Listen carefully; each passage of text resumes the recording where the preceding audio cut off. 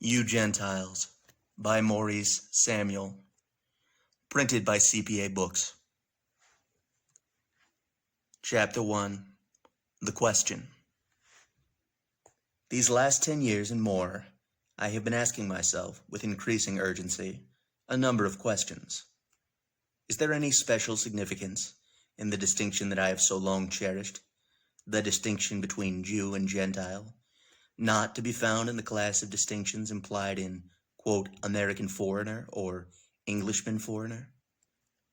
Is there, between us Jews and you Gentiles, that is, between the Jew on the one hand and the Englishman, the Frenchman, and the American on the other, that which transcends all differences, which exist among yourselves, so that, in relation to us, you are Gentiles first, and afterwards, and without particular relevance in this connection, Englishmen, French, or Americans? Or is there nothing more, rather, implied in that distinction between Jew and Gentile than, in a general way, in the distinction between Jew and American, American Englishman, English Frenchman, etc.? In other words, are we Jews but part of the Gentiles, Americans, Englishmen, Jews, Frenchmen? Or is there a deeper cleavage between us? Is this Western world divided primarily into two parts, you Gentiles and we Jews?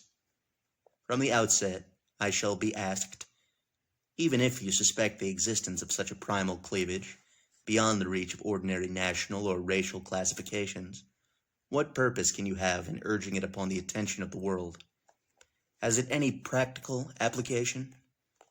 Does it in any fashion clarify the status of the Jew, or give greater cogency to such claims of his as are still unsatisfied? This question will be asked of me by many Jews, but in particular it will be asked with the utmost insistence by those Jews who have based our case for international rights, national equality, precisely on this assumption, that we Jews are a people like all other peoples, similar in needs and impulses, that we are Jews, you are Englishmen, you are Italians, you are Americans, that we, the world's races or peoples, are all of us similar in our differences. Leaving on one side those who deny the existence of any distinctions at all, those, that is, who say that the Jew is either a Frenchman, an American, or an Englishman, according to his place of birth, I would answer, for me, the ordinary nationalist or racial classification has not been sufficient. If I have long pondered this question of Jew and Gentile, it is because I suspected from the first dawning of Jewish self-consciousness that Jew and Gentile are two worlds, that between you Gentiles and we Jews there lies an unbridgeable gulf. Side by side with this belief grew another, which is related to the practical aspect of the distinction. I do not believe that, situated as we are in your midst, scattered among you from one end of the Western world to the other, we have the right to retain our identity, if we are but another addition to the Gentile peoples. Nor, by the way, do I believe that we could have retained it so long, had this been the case. If we are but one more people added to the long roster of peoples, living and dead, we have no claim worthwhile, under these circumstances, to continuity of separate consciousness. Such a claim could never have arisen had we remained secure, segregated on our own soil. It would have been our tacit birthright. But as it is, our existence is secured at an infinite expense of special effort on your part, or rather our part, and of peculiar discomfort to you. Wherever the Jew is found, he is a problem, a source of unhappiness to himself and to those around him. Ever since he has been scattered in your midst, he has had to maintain a continuous struggle for the conservation of his identity. Is it worthwhile, in the face of this double burden, our own and yours, to perpetuate what may be, after all, an addition of one unit to scores of similar units? Were these centuries of alternate torture and respite not a disproportionately high price for the right to increase by one page the already overburdened records of the nations? Were it my belief, as it is, at least an expression, the belief of many fellow Jews that our right to exist is founded on our similarity to other peoples, that where American or Belgian or Italian has a right to a homeland, culture, history, parliament. We Jews have the same right, for the same reasons, and for no other reasons. Were this my belief, I could not find the heart to continue the struggle or rather, to urge the struggle upon others. The effort is too severe. The price is too high. The guerdon is insignificant. Were we like other peoples, we ought to have done what other peoples, under similar circumstances, would do. A people driven from its homeland, a people grounded to dust and carried by winds of misfortune into every corner of the world, has no right to inflict its woes and longings on others. It should cease to exist. It should rid the world of its importunate presence. Such would be my belief, if I saw in ourselves only the replica, with the proper variations, of the people of the rest of the world. But this is not my belief, for I see otherwise. Years of observation and thought have given increasing strength to the belief that we Jews stand apart from you Gentiles, that a primal duality breaks the humanity I know into two distinct parts, that this duality is fundamental, and that all differences among you Gentiles are trivialities compared with that which divides all of you from us. I am aware that this is a thesis which cannot be supported by diagrams, tables, and logarithms. It cannot even be urged with the apparent half-compulsion of social and economic laws. The cogency of what I have to say does not depend on reference to obvious and ineluctable laws, natural processes acknowledged and accepted. I am also aware that the weight of what is called learned opinion will be thrown against me, that my contention will meet with the ridicule of facile common sense and of scholarship. Nevertheless, I set it down clearly that in this Western world there are essentially two peoples as spiritual forces, only two human sections with essential meaning, Jew and Gentile. But at least what credentials have I to offer, since the presentation of credentials must always precede the presentation of the thesis? What claim have I on the attention of the world? I can only answer that this book, being a serious book, must carry its own credentials, and does not attempt to borrow importance from outside sources. I offer myself only as a Jew who has lived, observed, and thought. My experiences and contacts have been somewhat more varied than those of most men, but this has little to do with my views. The truth which is spread over the whole world is also contained in any part of it. The laws of gravitation are implied as completely in the falling of a pebble to earth as in the rush of the sun against the counter-rush of its companion stars. The law of Einstein works no less truly in the crawling of a snail than in the dizzy vibration of the fastest atomic subunit.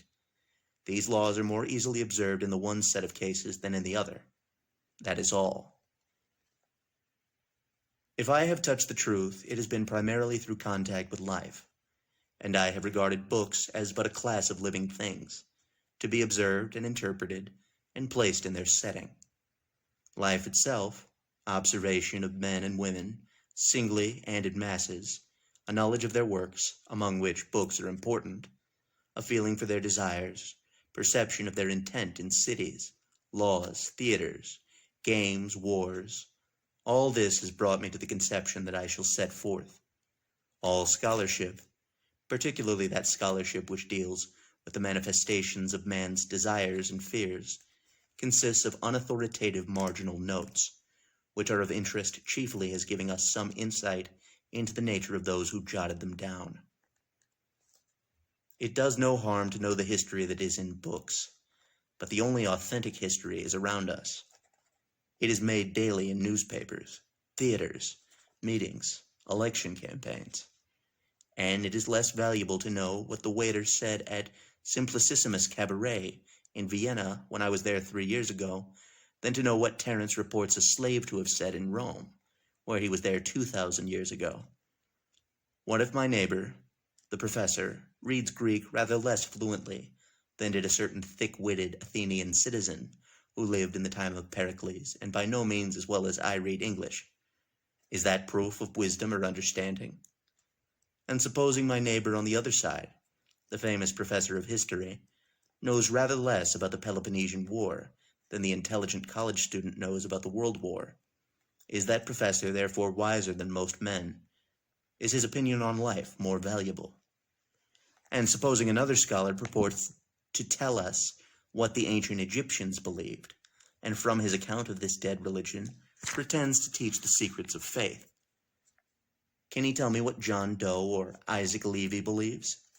Does John Doe believe that Christ rose from the dead? Really believe that as a plain truth, as he would believe it if his mother, whom he buried 5 years ago, should suddenly come walking into his house, rotted away and clad in her tattered cerements? Believe it simply and terribly. And does Isaac Levy believe that the waters of the Red Sea were divided, as he would believe it if one day, below the Williamsburg Bridge, he were to see the waters split, rear, and fall again? And if neither John Doe nor Isaac Levy believes as cogently as this, then what do they really believe, if they believe anything at all? And if the professor cannot answer these questions, what does he mean when he says that the Egyptians believed that Osiris rose from the dead? And what do his reports matter? There is no test or guarantee of a man's wisdom, or of his reliability beyond what he says about life itself. Life is the touchstone. Books must be read and understood, in order that we may compare our experience in life with the sincere report of the experience of others. But such and such a one, who has read all the books extant on history and art, is of no consequence, unless there are to him an indirect commentary on what he feels around him. Hence, if I have drawn chiefly on experience and contemplation, and little on books, which others will discover without my admission, this does not affect my competency, which must be judged by standards infinitely more difficult of application. Life is not so simple that you can test a man's nearness to truth by giving him a college examination. Such examinations are mere games. They have no relation to reality. You may desire some such easy standard by which you can judge whether or not a man is reliable. Does he know much history, much biology, much psychology? If not, he is not worth listening to. But it is part of the frivolity of our outlook to reduce life to a set of rules, and thus save ourselves the agony of constant reference to first principles. No, standardized knowledge is no guarantee of truth. Put down a simple question, a living question like this: should A have killed B? Ask it of 10 fools. 5 will say yes, and 5 will say no. Ask it of 10 intelligent men. 5 will say yes, and 5 will say no. Ask it of 10 scholars. Again, 5 will say yes, 5 will say no. The fools will have no reason for their decision. The intelligent man will have a few reasons for, and as many against. The scholars will have more reasons for and against. But where does the truth lie? What then shall be the criterion of a man's reliability? There is none. You cannot evade your responsibility thus, by entrusting your salvation into the hands of a priest specialist. A simpleton may bring you salvation, and a great philosopher may confound you. And so to life direct, as I have seen it working in others and felt it within myself, I refer the truth of what I say, and to books I refer only in so far as they are manifestations of life. But another question, more subtle and disturbing, must be faced. I have said, there are 2 life forces in the world I know, Jewish and Gentile, ours and yours. If this be a truth, we must not be driven from it if, like many other truths, it is overlaid and obscured by the irrelevancies of life, by the intersection and confusion of currents. Here is the Gentile life force. Here is the Jewish life force. What their origin was, I cannot say. I can only surmise dimly what circumstances, reacting upon what original impulses, produced the Jewish life force and the Gentile life force. I can only affirm, to the Jews in the main belongs the Jewish life force, a consistent and coherent force, a direction in human thought and reaction. To you others belongs the Gentile life force, a mode of life and thought distinct from ours. But the borderline is not clear. Not all of us Jews are representative of the Jewish life force. Not all of you Gentiles are altogether alien to it. We have lived for many centuries in close contiguity, if not in intimacy. Our prophetic books, our most characteristic influence, have been read to you for many hundreds of years. Something in these books has developed here and there among you, a latent individual impulse to our Jewish way of life and thought. Essentially, our prophetic books cannot change your Gentile nature, but in stray, predestined hearts, they bring forth fruit. Your outlook on life, your dominant reactions, are the same today as they were 2,000 years ago. All that has changed is the instrument of expression. You live the same life under different faiths, but something clings to you here and there, resembling the original form of the faith we gave you. Here and there, our somber earnestness breaks out of the dazzling kaleidoscope of your history. And we, for all our segregation, have caught, particularly of late, something of your way of life. As a few Gentiles have spoken in Jewish tomes, so more than one Jew speaks the language of the Gentile. Jews live a Gentile life here and there, while a Gentile lives give expression to Jewish emotions. Yet the separation is there, abysmal and undeniable. In the main, we are forever distinct. Ours is one life, yours is another. Such accidental confusions as make some Northerners darker than Southerners does not affect the law that the Southerner is darker skinned. The law holds nonetheless for accidental and contradictory cases. You may even have Jews in your midst who did not learn their way of life from us, and did not inherit it from a Jewish forebear. We may have authentic Gentiles in our midst. These single protests are of no account. They are extreme and irrelevant variations. And of as little account are the occasional transferences of customs and conventions, taken over in the mass. We may have customs and conventions of yours, imposed on our fundamental way of life, even as you have the surface credo of a Jewish faith, imposed on your way of life. But in the end, your true nature works itself into the pattern of the borrowed faith, and expresses itself undeniably.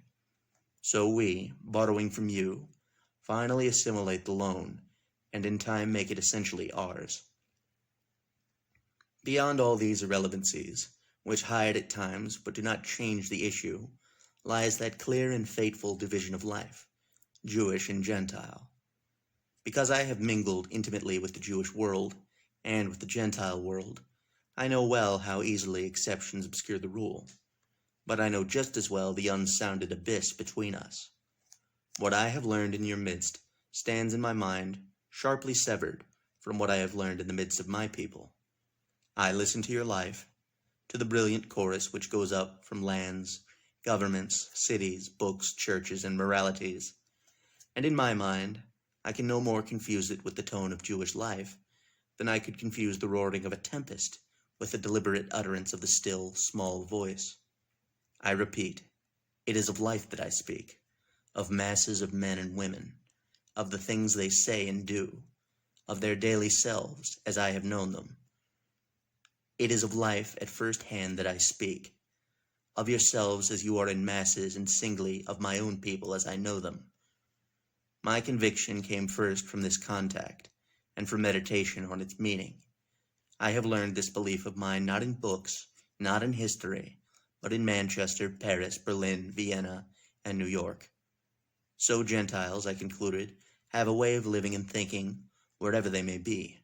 So Jews have a way of living and thinking also wherever they may be. Had no books ever been written, were there no histories to refer to, I would have come to this belief. I do not believe that this primal difference between Gentile and Jew is reconcilable. You and we, may come to an understanding, but never to a reconciliation. There will be irritation between us as long as we are in intimate contact. For nature and constitution and vision divide us from all of you forever. Not a mere conviction, not a mere language, not a mere difference of national or religious allegiance. With the best will on both sides, successful adaptation to each other will always be insecure and transient. waves of liberality may affect our mutual relationship from time to time. We shall delude ourselves, you and we, with the belief that we have bridged the gulf. Many will pass their lives in that delusion. But, as comes to pass so often, the difference which is deeper than will, deeper than consciousness, will assert itself. There is a limit to our moral and mental possibilities. We cannot climb out of ourselves. The complete and permanent reconciliation of your way of life with ours is beyond that limit. Of course, it is the frequent theme of editors, of popular professional optimists, and of gullible and facile publicists that the path to reconciliation between Jew and Gentile is the path of knowledge, or rather of information. The more you know concerning our history, our customs, our beliefs, the nearer you will find us to you, the less you will dislike us. But this is futile and unreliable amiability. It is by no means even a general rule that the best informed people are the least accessible to anti-Semitism, that the most backward countries are the most infected. Here is a cult, or at least a feeling, which sits with equal grace on the grossest of your peasantry and the most refined of your aristocracy. In the one case, it is fortified by superstition. In the other case, by all the information that, quote, scientific research into philosophy, history, ethnography, and anthropology can accumulate. Not that, in my opinion, the aristocrat knows us better than the peasant, the scholar better than the boor. But even if you should understand us, and I offer you this toward that end, we would not find mutual tolerance any easier. This book, therefore, cannot be presented as an effort to achieve an end which from the outset is declared impossible. I do not propose to combat anti-Semitism. I only wish to present what seems to me its true explanation in the hope of changing some of its manifestations. We shall not come to understand the nature of the primal difference between Gentile and Jew if we attempt to treat it merely as a difference in accepted dogmas and philosophies. A religion, in its formulated essence, is seldom the real religion, the practice and belief. Creeds which in their formulated essence are alien to a people may be accepted by the people, but the true nature of the people asserts itself. The form and dogma of the religion are retained, but the fabric, the institutions, the true reactions which make the religion what it is, outside of its sacred books, these are the indices to its actual force and significance. There is such a thing as conversion of a man's opinions. There is no such thing, outside the field of long and laborious psychotherapy in individual cases, as a conversion of a man's nature. That is certainly beyond the reach of conscious effort, and certainly beyond the reach of the missionary. Change a man's opinions, and his nature will soon learn to express itself through a new medium. This I preface to my observations on the difference between Jew and Gentile, because I anticipate the commonplace allusion to the similarity of our creeds, to the identity of source, and to the origin of the founder of your religion. Christianity, the reality, not the credo, is not a variant of Judaism, whatever Christ or his chroniclers may have intended. Your nature is the same today as it was before the advent of Christianity. Within the framework of another creed, your instincts would have woven a similar design. And if not religious, this difference certainly cannot be in the nature of a philosophy or a Weltanschauung. It is true that a man's nature dictates his philosophy, and Weltanschauung, note, German for worldview, even as it does his religion. But we may also remember that our logic is nearly always at variance with our natures. A man's nature never expresses itself only indirectly, is never found in the face value of his assertions. Surely we differ in religion and philosophy, but only if we consider religion and philosophy not as assertions, but as the practice or art of life, presented in their name. Though you and we were to agree on all fundamental principles, as openly stated, though we should agree that there is only one God, that war is evil, that universal peace is the most desirable of human ideals, yet we should remain fundamentally different. The language of our external expression is alike, but the language of our internal meaning is different. You call that line in that part of the spectrum red. So do we. But who will ever know that the sensation red in you is the sensation red in us? Life is fluid, and dogmas are fixed. And life, trying to come to terms with dogmas, does not easily break with them, but endows them with almost infinite plasticity. Under the same dogmas, a man will kill another, or die rather than lift his hand to kill. One generation means nothing in the dogma. Another generation means another thing. Rather, one generation means one thing in a dogma. Another generation means another thing. And at last, even the elasticity of the dogma will not stand the strain. A sudden wave of emotion comes to reinforce accumulated resentment. There is a revolution, and a new religion is founded. New dogmas are accepted. Perhaps they do not answer the need. Perhaps they express only a passing fashion. Perhaps they are no nearer than the old dogmas to a reconciliation between philosophy and instinct. But they may take root, and the process begins all over again. Instinct endures for glacial ages. Religions revolve with civilizations. Let us differentiate, then, between a religion as a dogma and the same religion as a practiced art or way of life. We may compare religion with religion. That is legitimate and fruitful.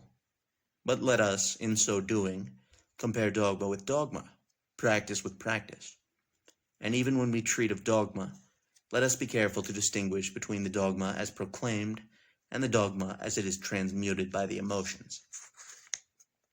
And certainly between the dogmas of your religions and ours there is little difference, for we gave you the dogmas. It is absurd to assert that the sole difference between you and us is that you believe the Messiah has already come, while we believe that he is yet to come, or that you believe, even in theory, in the doctrine of forgiveness, while we believe in the doctrine of retaliation. Even in theory, this difference is trifling in the face of the overwhelming bulk of common inspiration.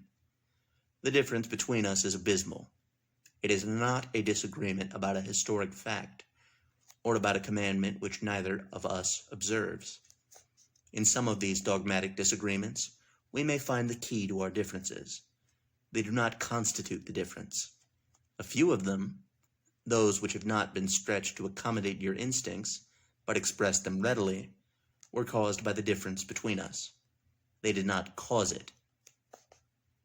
That primal difference, which I have sensed more and more keenly as I have tasted more and more of life, your life and ours, is a difference in the sum totals of our respective emotions, under the stimulus of the external world. It is a difference in the essential quality, or tone, of our mental and spiritual being. Life is to you one thing, to us another. And according to these two essential qualities, we make answer to the needs and impulses which are common to both of us. To you, life is a game, and a gallant adventure, and all life's enterprises partake of the spirit of the adventurous. To us, life is a serious and sober duty, pointed to a definite and inescapable task. Your relations to gods and men spring from the joy and rhythm of the temporary comradeship, or enmity, of spirit. Our relation to God and men is dictated by a somber subjection to some eternal principle.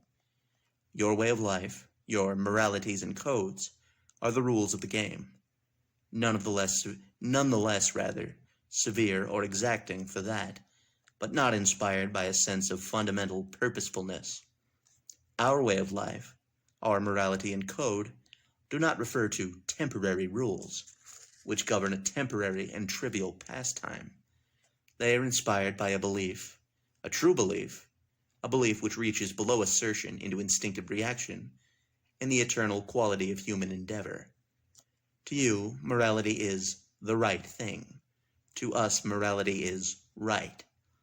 For all the changing problems of human relationship, which rise with changing circumstances, you lay down the rules and regulations of the warrior, the sportsman, the gentleman. We refer all problems seriously to eternal law. For you, certain acts are unbecoming to the pertinent ideal type, whether he be a knight or a decent fellow. We have no such changing systems of reference, only one command. And all your moral attributes are only varieties of Queensberry rules. Honor, loyalty, and purity, these are sets of regulations.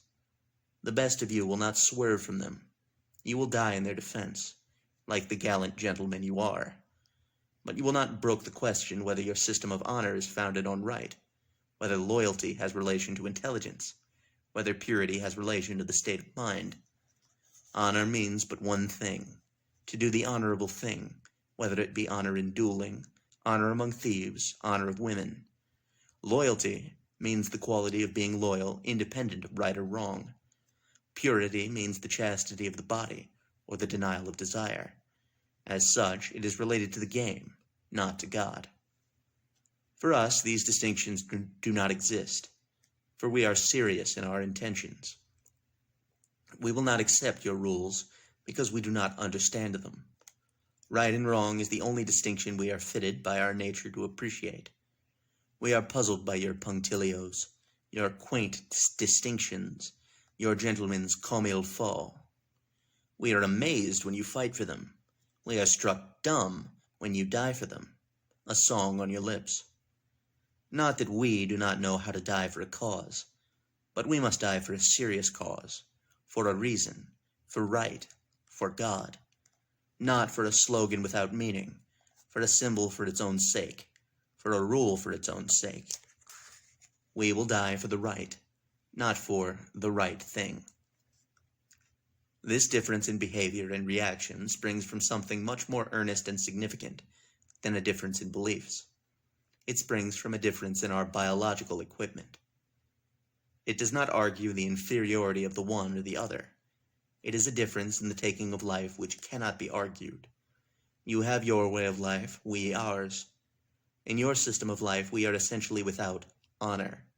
In our system of life, you are essentially without morality. In your system of life, we must appear graceless. To us, you must forever appear godless. Seen from beyond both of us, there is neither right nor wrong. There is your Western civilization. If your sense of the impermanence of things, the essential sportiness of all effort, the gamesomeness and gameness of life, has blossomed in events and laws like these I have seen around me, it cannot, from an external point of view, neither yours nor ours, be classified as right or wrong. Wars for Helen and for Jenkins' ear, duels for honor and for gambling debts, death for a flag, loyalties, gallant gestures, a world that centers around sport and war, with a system of virtues related to these, art that springs not from God, but from the joyousness and suffering of the free man, a world of play which takes death itself as part of the play, to be approached as carelessly and pleasantly as any other turn of chance, cities and states and mighty enterprises built up on the same rush of feeling and energy as carries a football team, and in the same ideology. This is the efflorescence of the Western world.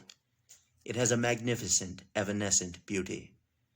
It is a valiant defense, or defiance rather, of the gloom of the universe, a warrior's shout into the ghastly void, a futile thing to us, beautiful and boyish.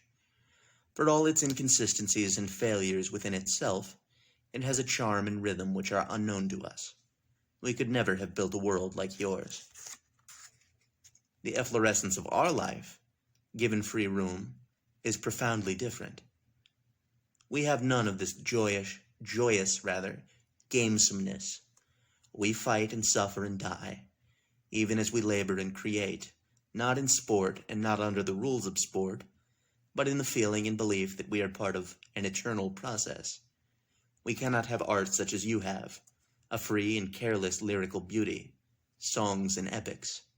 Our sense of beauty springs from immersion in the universe, from a gloomy desire to see justice done in the name of God. Morality itself we take simply and seriously. We have none of your arbitrary regulations, your fine flourishes and disciplined gallantries. We only know right or wrong. All the rest seems to us childish irrelevance.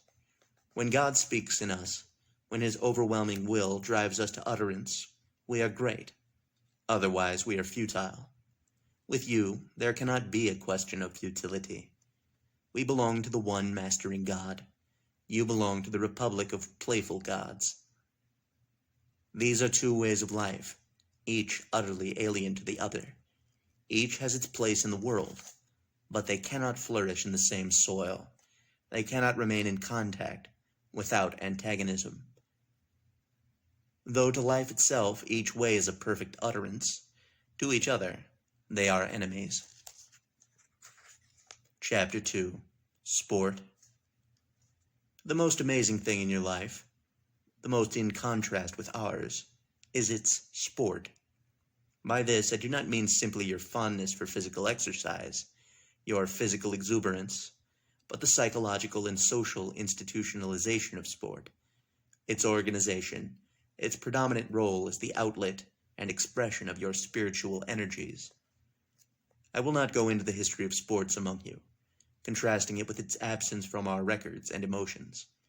But surely there is something of extraordinary significance in the predominance of sports in your first high civilization, their religious character, and their hold on the affection and attention of the masses.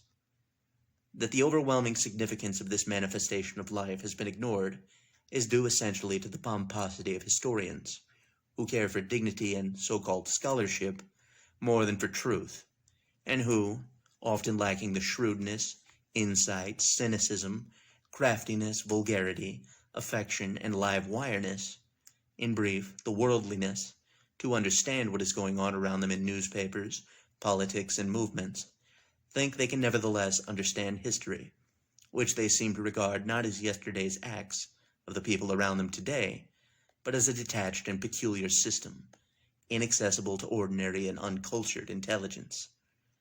I need not go into ancient history. When I read serious accounts of the history of our own times, and see in what a seeming conspiracy of stupidity our historians ignore the most potent manifestations of modern life, sport, football, baseball, and concentrate almost exclusively on such trivialities as politics, which no one takes seriously, I am filled with astonishment and despair. Such men cannot write true history.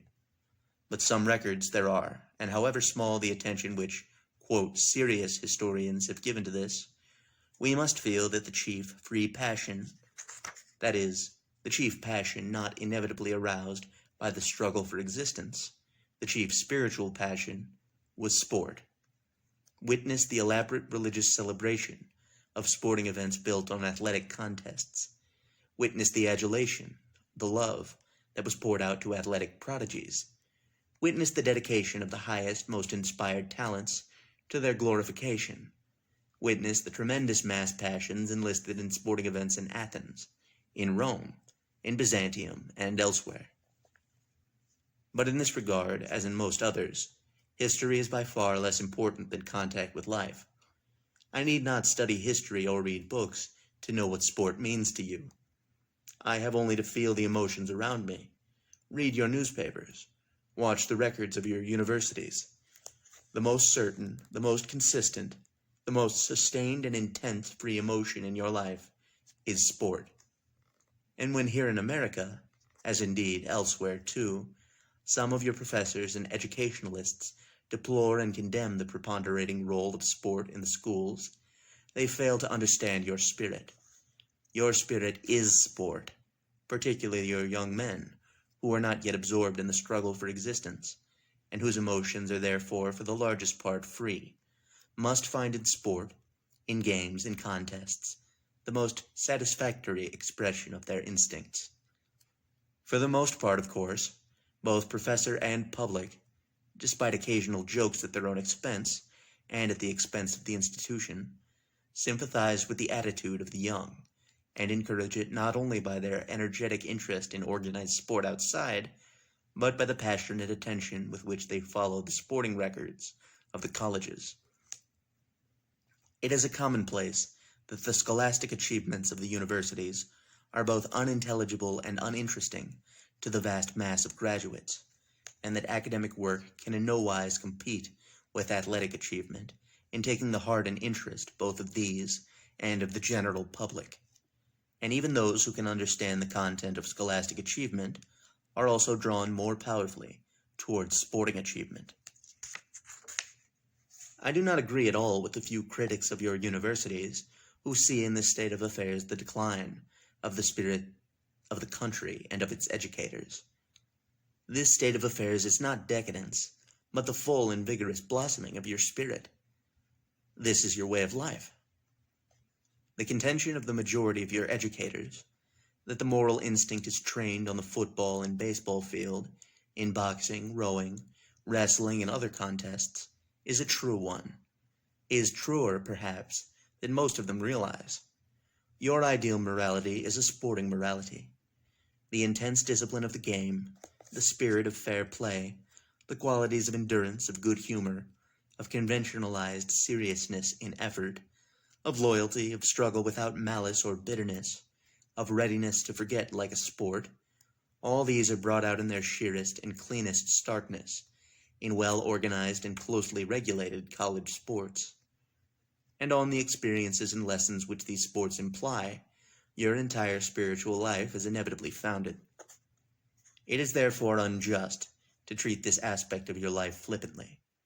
You yourselves often fail to recognize, except in unacknowledged instinct, how deeply it is rooted in your life. In having sundered it from the overt and organized homage which you pay to spiritual values, in the church, that is, you have split yourselves. Hence the comparative weakness of your organized churches, which are founded on a misconception. Sport is, for you, a serious spiritual matter. It is the proper symbolization, the perfect ritual, wherein your spiritual forces, finding expression, also find exercise and sustenance. They were cleaner-witted who, before the advent of Christianity, associated sport intimately with your religious life. Today, you are practicing on a vast scale the troubled hypocrisy of unhappy converts who have been convinced in reason of a new religion, but whose proper and healthy instincts drive them to surreptitious homage to older gods. Were sport given its right place again in your acknowledged spiritual institution, the church, you would be happier, cleaner, and stronger. For the premise once granted that life itself is but a joyous adventure, a combat, a passage at arms, you cannot do better than symbolize this premise in your athletic interests. Contest, in Olympiads, with local worship conducted on the village green, and in the athletic halls and academies of the cities. The rigor of the rules, or sacred rites, which attended the open association of sport and with religion, testifies to the profound inner compulsion which makes the two identical. Indeed, even when religion and sport have been sundered, there is more moral odium attached to bad sportsmanship, cheating in the game, cowardice, selling out, striking foul, and so on, than to the contravention of a moral injunction, bearing no sporting character. You cannot, therefore, do better, from your point of view, than to instill into your young a keen love and admiration of right sportsmanship, and encourage their participation in sports governed by severe regulations. Trained with sufficient consistency, they will carry into their adult life an ever-imminent sense of right and wrong according to your lights. And no better training could be devised, of course, than that which is associated with your most powerful educational institutions. It is true that the system, even when seen from its own point of view, has its potential evils. Partisanship may become so keen that it thwarts the purpose of the sport institution. The desire to win, or to be on the winning side, may become so bitter as to overrule the moral sense, and combats between champions, as once between the principles of opposing armies, may actually discourage individual participation. But every system, if it is a living thing, is subject to this danger. And even out of the evil side you may draw good. If millions watch with breathless interest the combat of champions, that combat, conducted under the truest sporting rules, becomes a great influence, and fine, gentlemanly athletes may become the teachers of the nation. And again, seen within itself, sport morality has as severe a discipline, if not, from our point of view, any spiritual sincerity, as a God morality. It is as difficult and as exacting to be a gentleman as to be good. In many respects, of course, the two concepts overlap, though they are differently centered.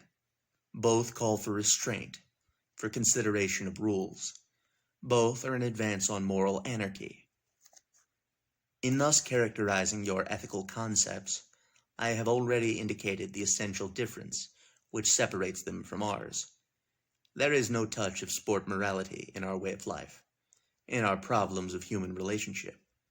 Our life morality cannot be symbolized in a miniature reproduction. We have no play presentation of life. Our young, even like our adults, are referred at once to the first source, to the Word of God, to the word of the prophet or teacher, speaking in the name of God. Or, to secularize this statement, our young, like our adults, are imbued with a feeling of the absolute in their moral relations. Our virtues lack the flourish and the charm of the lists. Our evils are not mitigated by well-meant and delightful hypocrisies. Murder, except in self-defense, is murder, whether committed in a duel with all its gentlemanly rules, or in unrestrained rage. When we are set face to face with an opponent, and one must kill the other, we proceed in the most effective way. We cannot understand the idea that rules of conduct govern murder. We cannot understand a man who, attacking another, insists that the other, in self-defense, shall strike only above the belt.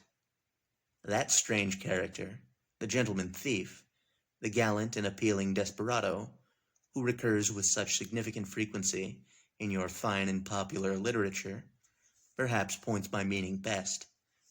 The idea of a gentleman thief, so-called, is utterly impossible to the Jew. It is only you Gentiles, with your idealization of the sporting qualities, who can thus unite in a universally popular hero, immorality and Rittersittlichkeit.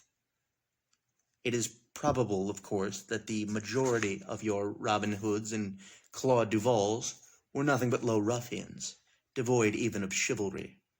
But their significance is not in what they were, but in what you make of them, in worship. The persistence of the types is evident today as much as ever, when popular fancy is charmed and youth tempted into emulation by the Raffles and Lupins of the world of books. At no time have we Jews sympathized with this type. We are insensible to the appeal of the correct and the graceful as a substitute for our morality. Knightly or unknightly, courtly or uncourtly, sportsmanlike or the opposite, in our real life mean nothing. We only ask, is it right or is it wrong? For the rules which you bring into life from the athletic field have no relation to the ultimate moral value of your acts, and serve only to give you the moral satisfaction of having obeyed some rule or another, while doing exactly what it is you want to do. Thus, grown and intelligent as you may be, you govern the hunting of animals with the most curious and seriously taken regulations. You must not shoot a pigeon or a rabbit in sport, unless such and such regulations are obeyed. It is unsportsmanlike. You make a great moral to-do about these regulations. But what, in God's name, has this to do with the right or wrong of killing defenseless animals for sport? You have attempted to infuse into business, which you have made the stark translation into modern social terms of the old kill and be killed chaos, an ineffectual gallantry, which will again give you the sense of playing the game, as it were, while giving free course to your worst instincts. I mean that, apart from the necessities of the law, you attempt to bring into the field of business the curious punctilio of the fencing master, courtesies and pretenses, slogans and passwords, which mitigate only in appearance the primal savagery of the struggle. Service, quote, the good of the public, a square deal, all the catchwords of the advertising schools, which gave a flavor of gamesome friendliness to a world that is essentially merciless. That is not intentional lying, it is not deliberate hypocrisy. You believe that homage to these forms constitutes a morality. And it does, of a kind. We, on our part, recognize no particular system that divides business from the rest of life. One is as honest in business as in anything else. For us, business has not, a specialized idealism or court etiquette, a particularized code of honor. We are honest and truthful, or we are not honest and truthful. It has nothing to do with our being, quote, in the game, or in that game, a shopkeeper or a tailor or a banker. And because we cannot, by reason of our nature, follow you into these playful caracoles and curvetings, but drive straight to the purpose, using the plain common sense and honesty or dishonesty of the occasion, you are bound to regard us, as many of you do, as lacking in so-called etiquette, that is, in your morality. A similar division in other essential opinions illustrates the primal difference between us. Your attitude toward combat, that is, duels and wars, and all the virtues pertaining to it, is one from which we shrink. To you, courage is an end in itself, to be glorified, worshipped, as imparting morality to an act. To us, courage is merely a means to an end. Hence your courage is combative, ours passive, yours offensive, ours defensive. Heroics play a great part in your idealism, none in ours. To fight is never a glorious business to us. It is a dirty business. We perform it when we must, and I suppose there's very little to choose between you and us in the matter of courage, but we cannot pretend that the filthy necessity is a high virtue. Dulce et decorum est pro patria mori is not a Jewish sentiment, for it is not sweet to die for anything, but if we must die for it, we will. Nor do we glorify the warrior as a warrior, despite occasional individual defections of ours from that view. If my brother goes mad and attacks me, and I must slay him in self-defense, how can I be happy over it? It is a cruel and miserable business, to be finished with as soon as possible, to be forgotten as soon as possible. This is essentially the Jewish attitude toward war and warriors. I do not find in the Bible delight in war and warriors. Our exultation in victory was not the glorification of the warrior, but only a fierce joy at having survived. We fought bitterly, vindictively, in order to kill, and our God was a God of war. But however this may be, I know with utter certainty concerning us, as we are today, that the conscious Jew, the Jew steeped in Jewish life, despises the fighter, and as such, abhors war. And though he can die for his faith as well as anyone else, refuses to make a joyous ritual of combat. For when you Gentiles assert that you abhor war, you deceive yourselves. War is the sublimest of the sports, and therefore the most deeply worshipped. Do you mourn when you must fight? Is a nation plunged into gloom when a declaration of war arrives? Do you search your hearts closely, cruelly, to discover whether you yourselves are not to blame for that monstrous thing that has come to pass? Does a tremor of terror go through you? Perhaps we are guilty. Do you clamor for the records of the long complications which have ushered in this horror?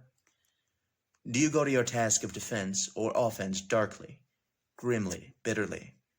No. You hang out your most gorgeous banners. You play merry music. Your blood runs swiftly, happily to your cheeks, which brighten, and your eyes sparkle. A glorious accession of strength marks the throwing down or the acceptance of the gauge.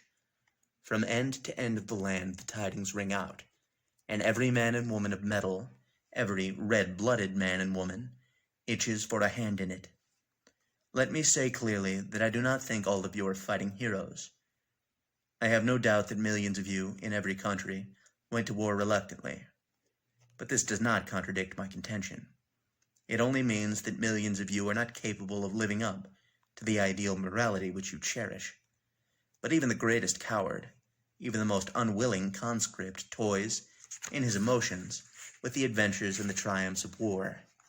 I speak throughout this book of the ideals to which you aspire, and from which you draw your moral inspiration.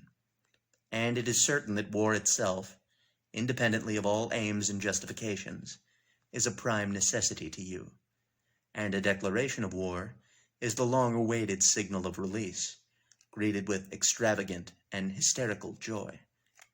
It is not love of country which induces this flood of happiness.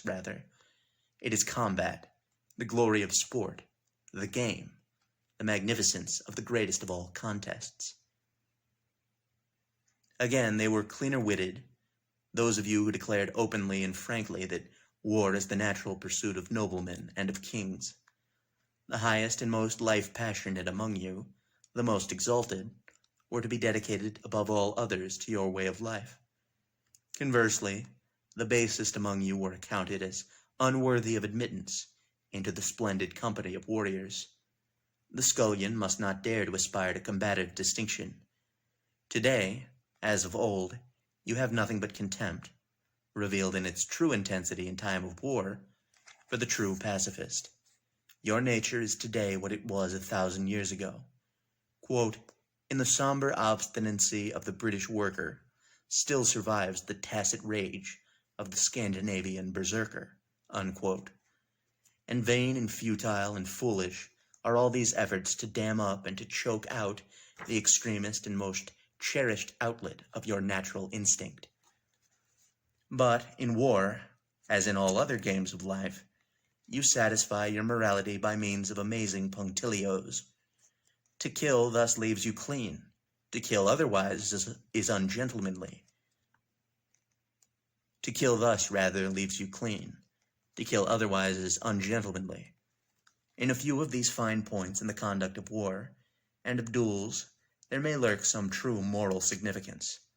But it amazes us that in the exercise of this punctilio, you find sufficient righteousness to ease your conscience altogether. Were you truly concerned with right and wrong, instead of with the sporting right thing, with honor? What a flood of horror and pity, of prostration would follow each of your wars? With what frantic haste you would fly to the consolation of each other? With what tremors of moral terror you would examine again and again the catastrophic madness from which you have just emerged?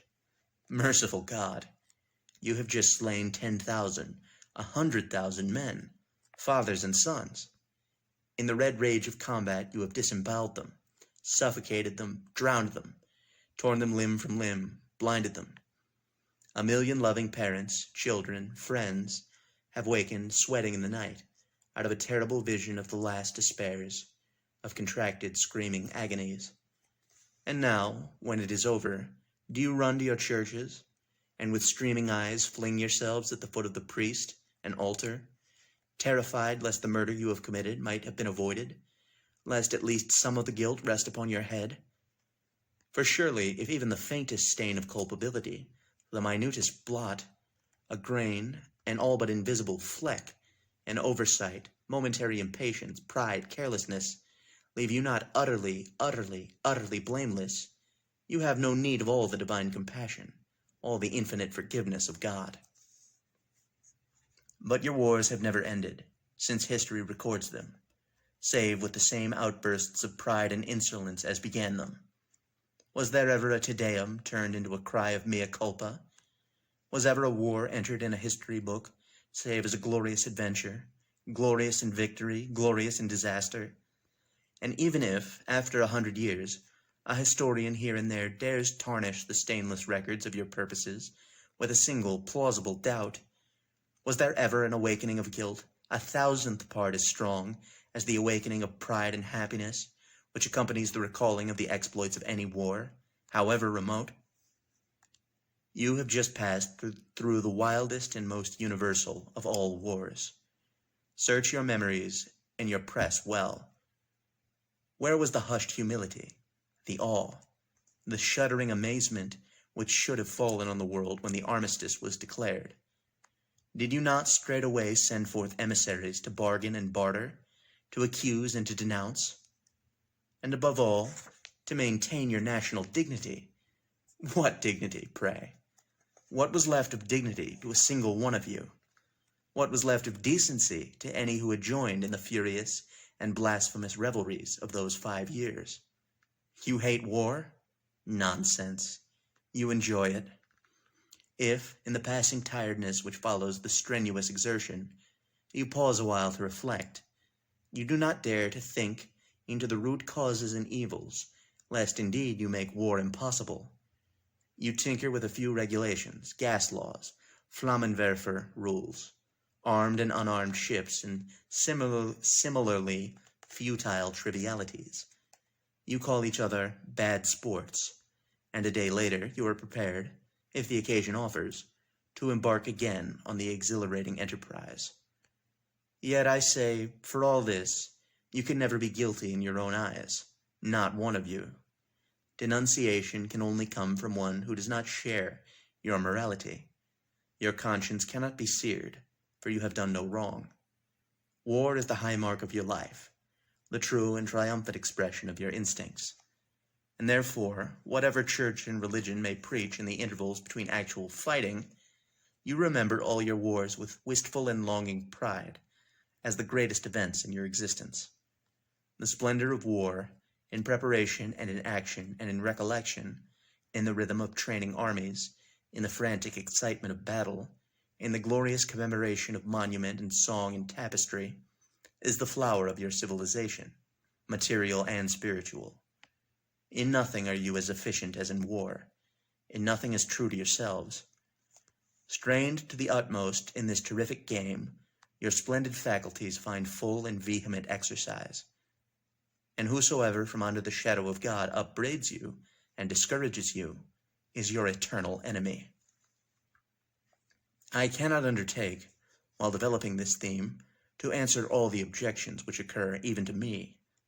In part, of course, some of these objections are unanswerable, and are, in my opinion, only overborne by counter-objections. In part, they are futile objections, but in touching on some of them, I may make my viewpoint clearer. I shall be reminded that wherever war was declared, we Jews have responded as readily and as eagerly as you Gentiles. Statistics, which are quite reliable in such rule-of-thumb matters, bear this out. But I do not believe that we did so from motives that resembled yours. Many reasons compelled us. We are everywhere, to a large extent, aliens. A sense of inferiority in status drives us to extremes of sacrifice in justifying our claims to equality. More than that, we Jews are so frequently and so vigorously reminded, in all constitutionally governed and liberal countries, that we ought to be grateful for permission to live there, that we develop a gratitude which is not only disproportionate, but occasionally grotesque. Our children, in schools and elsewhere, are taught year in, year out, to contrast their present freedom and equality of opportunity with the oppression and bitterness which was the lot of their parents elsewhere. Frequently the contrast, as painted in their imagination, is not a duplicate of the reality. However this may be, these incessant and vehement reminders produce their effect. The child almost comes to believe that it was for the especial benefit of oppressed foreigners that America became a free country, and, instead of accepting American forms of government level-headedly, with the proper degree of appreciation and criticism, he develops a suppressed hysteria of gratitude. This is not a healthy and natural feeling. Children should not be made to feel such things. And if it comes to the matter of contributions to liberty, we Jews have done as much for the enfranchisement of man as any other people. But the Jew, the oppressed par excellence, begins to look upon America's liberty as a personal favor. No wonder, then, that Jews will rush to fight for America. Yet, despite the contradiction of figures, there is still a strong impression abroad that the Jews, quote, failed in their duty, were so-called slackers. This feeling rises from an instinctive appreciation of that difference between us. We Jews don't like fighting. You Gentiles do. Moreover, because you like fighting, you are much more skillful than we in hiding occasional reluctance to fight. Indeed, it is obvious that the more fearful you are of taking a hand in the combat, the more you will glorify and idealize it, while the Jew who is afraid adds actual and overt dislike to his cowardice. But apart from this, we must not forget that with the children of the Western world, the schools of the Western world, rather, open to our children, your view of things is gradually being imposed on our alien psychology. Of the real and apparent successes of your effort I write elsewhere in this book. But here let me note that the Jewish child in your schools is made to feel that not to like fighting is a sign of complete inferiority. Determined to become your equal, he essays, often with success, to become warlike in his attitude. But it is an artificial success. He does, from an imperious sense of duty, what you do by instinct. He fights by forcing himself to it. He has not your natural gift and inclination for it. Of course, I shall be told, in establishing this distinction among others, that it is dangerous to generalize. It is curious with what finality this commonplace is supposed to crush the generalizer. Suppose that it is true that it is rather dangerous to generalize. Are not many things dangerous? Like bearing children and digging coal? A truth is nonetheless true because it is a dangerous truth, i.e., open to easy abuse. Nevertheless, the most serious truths can only be stated as generalities. And this most serious truth is among them, this contrast in attitude towards war of the Jew and Gentile. And as long as the contrast exists, it will be stronger than will, stronger than reason. As long as we are at opposite poles, we shall have to make continuous and strenuous efforts to get on side by side.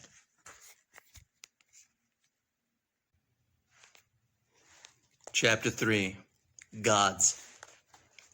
This is the essence of our difference, that we are serious and you are not. The French shading of the word comes nearer to my meaning. Vous n'êtes pas sérieux. Not as a matter of intent, but as a matter of constitution.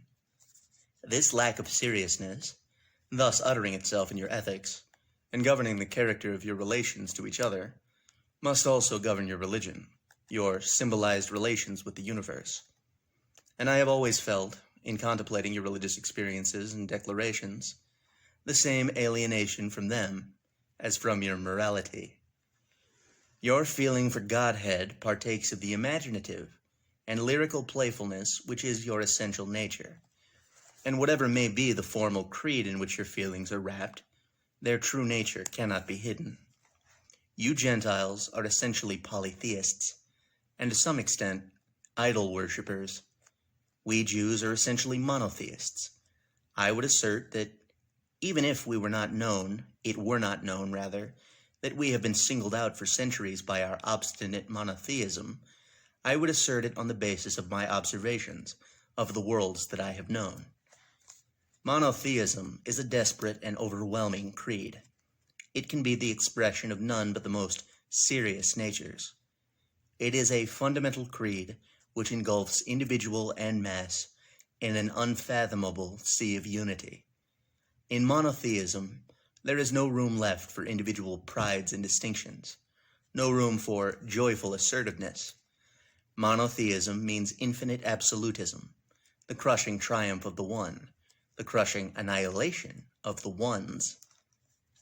To the serious nature, it is inconceivable that this world should be at the changing mercy of opposing and uncontrolled forces, that gods of varying power and purpose should be making a sport of their own with us and themselves. But to the sporting nature, the ghastly unity of all life and power, the grim and semi-paternal settled predestination of all effort, is, when accessible, an intolerable thought. We Jews are incapable of polytheism. You Gentiles are incapable of monotheism. Given, in the most explicit terms, the definition of monotheism, which you have tried as sincerely as lies in your power to accept, you still fail to make it your own. If life here is a sport and a heroic epic, the origins of life must be the same. Let the exceptions among you proclaim what they will. I know that the creeds of your masses, as I have heard them expounded from pulpits and in homes, as I have read of them in books and in periodicals, are polytheistic creeds. Of the three in one, the three is stressed. The one is reluctant concession to the dogma. For where there is the happy and imaginative Gentile spirit, there cannot be the complete and unconditional prostration of the individual. The utter breakdown of self which is revealed in our prayers before God, in our feelings towards Him, is an experience which you are too proud to share. Most of our prayers are helpless repetitions of our helplessness, the stammerings of a child overwhelmed, overmastered by contemplation of the supreme unity. You cannot pray thus. At no time, even in the presence, of the gods, do you lose your self-possession, your dignity. You too pray, but your prayers, compared with ours, are requests. Your offers of service to Christ the God are the offers of a vassal to a powerful superior. Our prayers, too, beg something, but requests of ours are folded in an abasement, a humility which would be revolting to your nature. Hence, it is that you have never, in these many centuries of Christianity, produced utterances like those of the prophets, of Job and of David. Your inspirations come from other sources, not from the one source. Your gods are essentially gods of the world, not of the universe. The universal aspect of divinity, its attributes of infinity and eternity, its omnipotence, these find only your formal acknowledgement. But emotionally, you are unfitted to give them the true acknowledgement of complete and almost incoherent abasement. That language is alien to your spirit. The terror of the infinite cannot touch you. The eternal you know as it were by symbol and formula, but not by horrified experience. Your very professions of humility are like proud trumpet blasts, and all your abasements of royalty, your Habsburg burial ceremonies, and anointings by priests, are but artistic flourishes, which bring into graceful relief the true soldierliness of your character. I do not remember even having met the exceptions which must exist among you. I do not remember ever having heard a Gentile pray with that abandonment, that abjectness, that, as it must seem to you, fulsomeness of homage, which characterizes our prayer.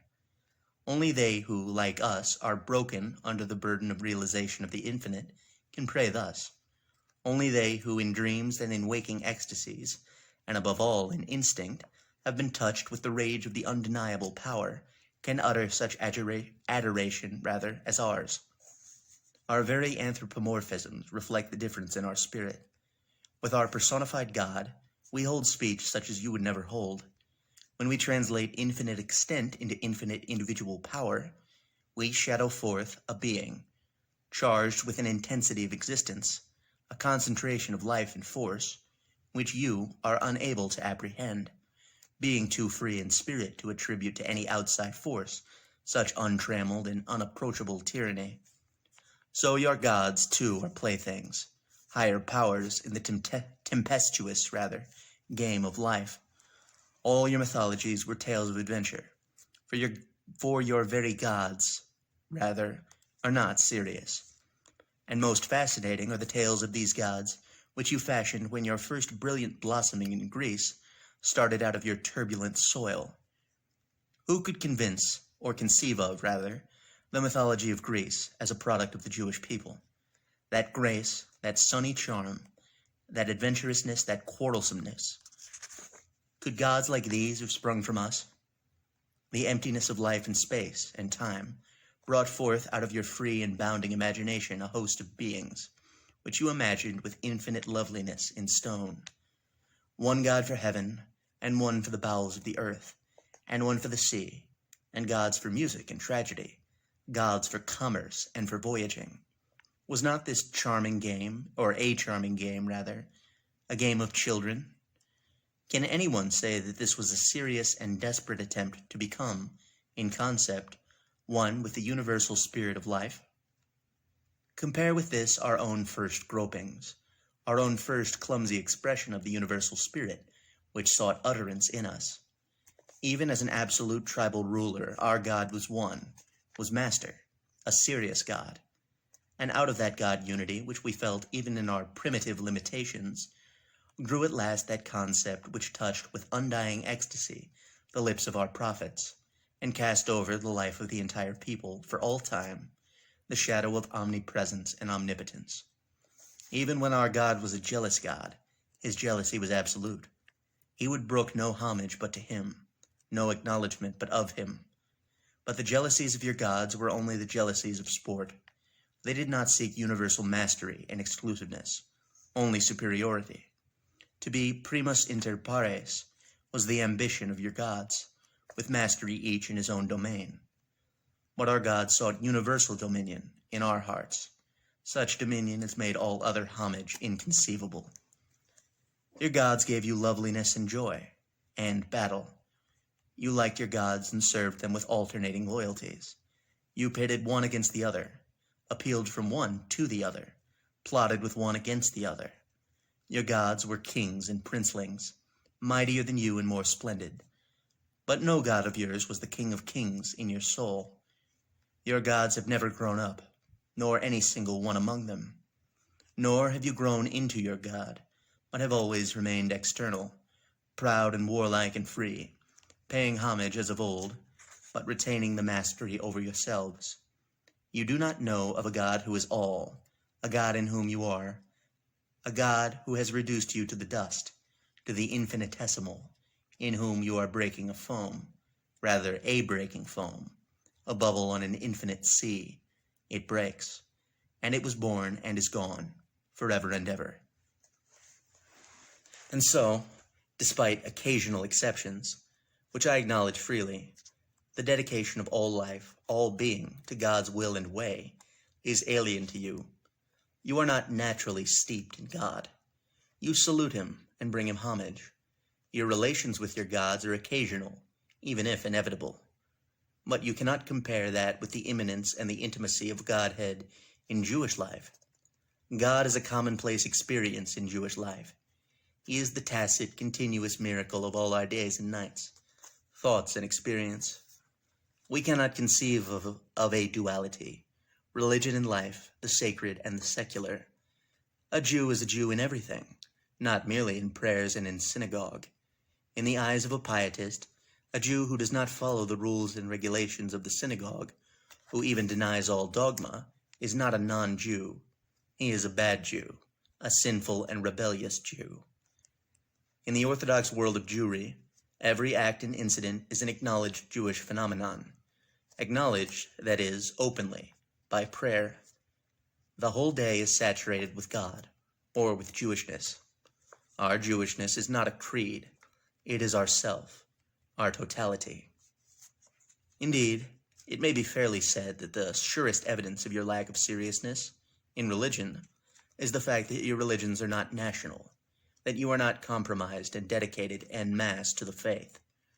For what value has God for you if you do not surrender to him, even formally, all your gifts and faculties, all your skill and emotion? This is an amazing duality of allegiance. One is an Englishman first, and then a Christian, an American first, and then a Baptist. Your most generous loyalties, your readiest sacrifices, are inspired by your nationalism. Your faculties are national. You claim, this is typically American, this is typically British, or this is typically French. You cut this off at once from God, and the best of yourselves you withhold from him. But in the Jew, nation and people and faculties and culture and God are all one. We do not say, I am a Jew, meaning I am a member of this nationality. The feeling in the Jew, even in the free-thinking Jew like myself, is that to be one with his people is to be thereby admitted to the power of enjoying the infinite. I might say of ourselves, we and God grew up together. To have built up a great nation, millions of human beings, schools, armies, art galleries, books, legislatures, theaters, immense newspapers, is not this the all in all of a national achievement, the best and strongest in you? To have done this without your God as the central idea, is that taking your religion seriously? No. Any nation that takes its religion seriously is a nation of priests. You will tell me that such things have been among you, that you have had national religions, national gods. I do not believe it. I have certainly seen no evidence in any record which has come to my attention. For we must distinguish between a patron or tutelary God and a national God. The first is an especially assigned power. The second is the complete reflex of the people, a God who is born with the people, who is its raison d'etre. without whom the people would not have come into national existence.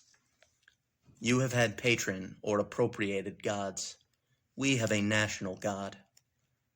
In the heart of any pious Jew, God is a Jew.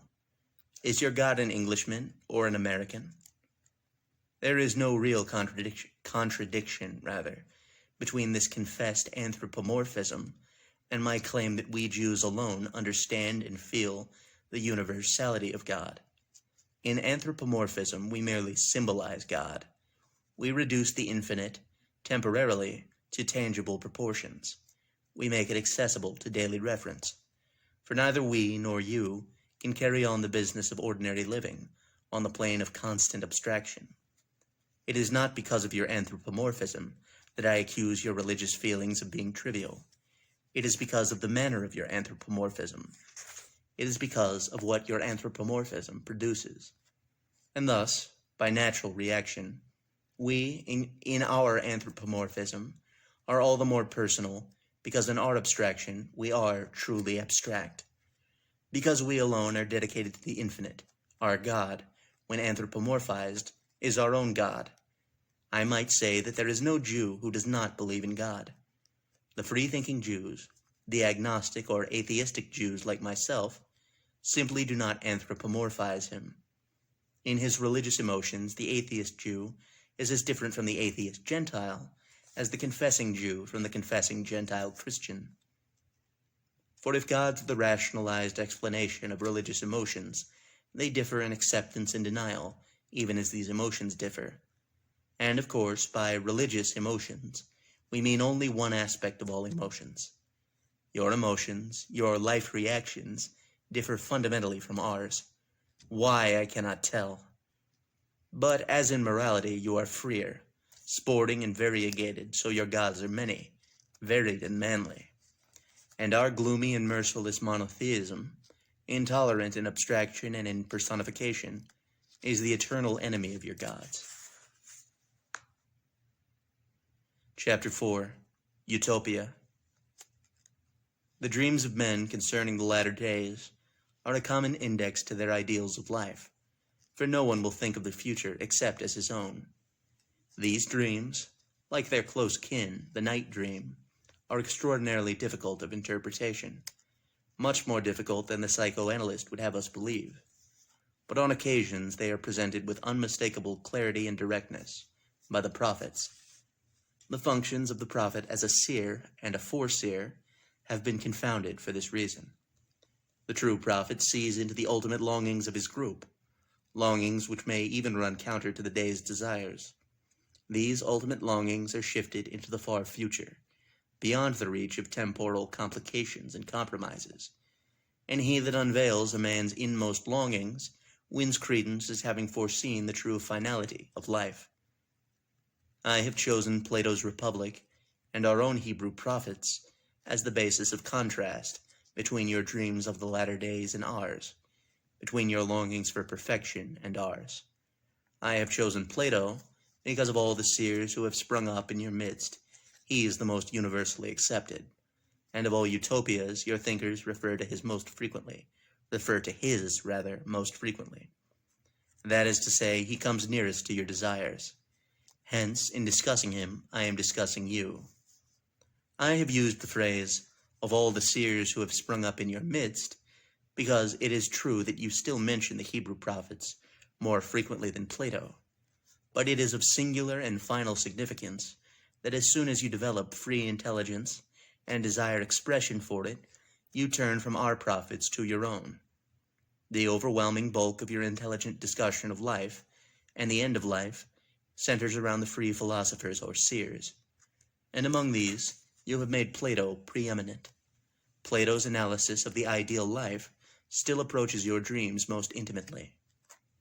Investigating the true nature of morality, Plato bodies forth his ideal of a perfect state, and, with the license of a dream giving free rein to his imagination, unfolds step by step his famous republic. No considerations of practicality or of feasibility were there to check the career of his fantasy.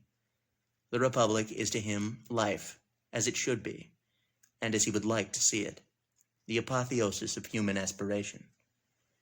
Contrast this with the visions of his almost contemporaries, the Jewish prophets, and in this contrast you will find again the key to our essential difference.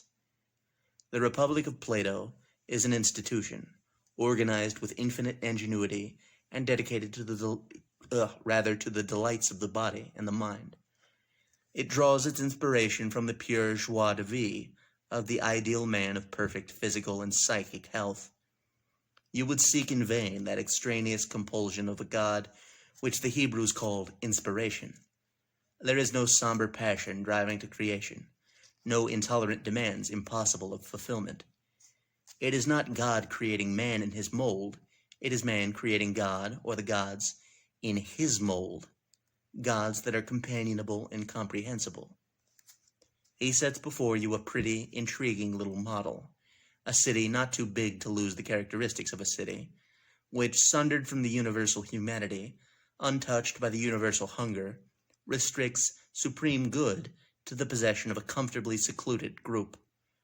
It is a city for the prosecution of the happy and artistic life. The harmonies and symmetries shall be carefully guarded, the satisfaction of body and of mind, wisely and cleverly pursued. Nay, in that supreme human product, there shall even be, astounding triviality, a censor. There is a wealth of ingenuity devoted to these questions. How shall children be initiated into the art of war? How shall cowards and heroes be treated? What about the plundering of the slain, and the perpetuation of deeds of battle in monuments? Now, is it not of the greatest moment that the work of war shall be well done? Or is it so easy that anyone can succeed in it, and be at the same time a husbandman, or a shoemaker, or a laborer, or any other trade whatever, although there is no one in the world who could become a good draft player or dice player by merely taking up the game at unoccupied moments, instead of pursuing it as his special study from childhood?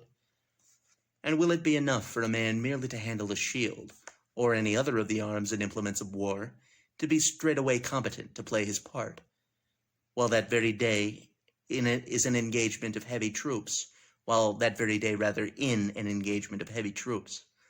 in other military service? Is it not of the greatest moment that the work of war should be well done? This is in a vision of human perfection.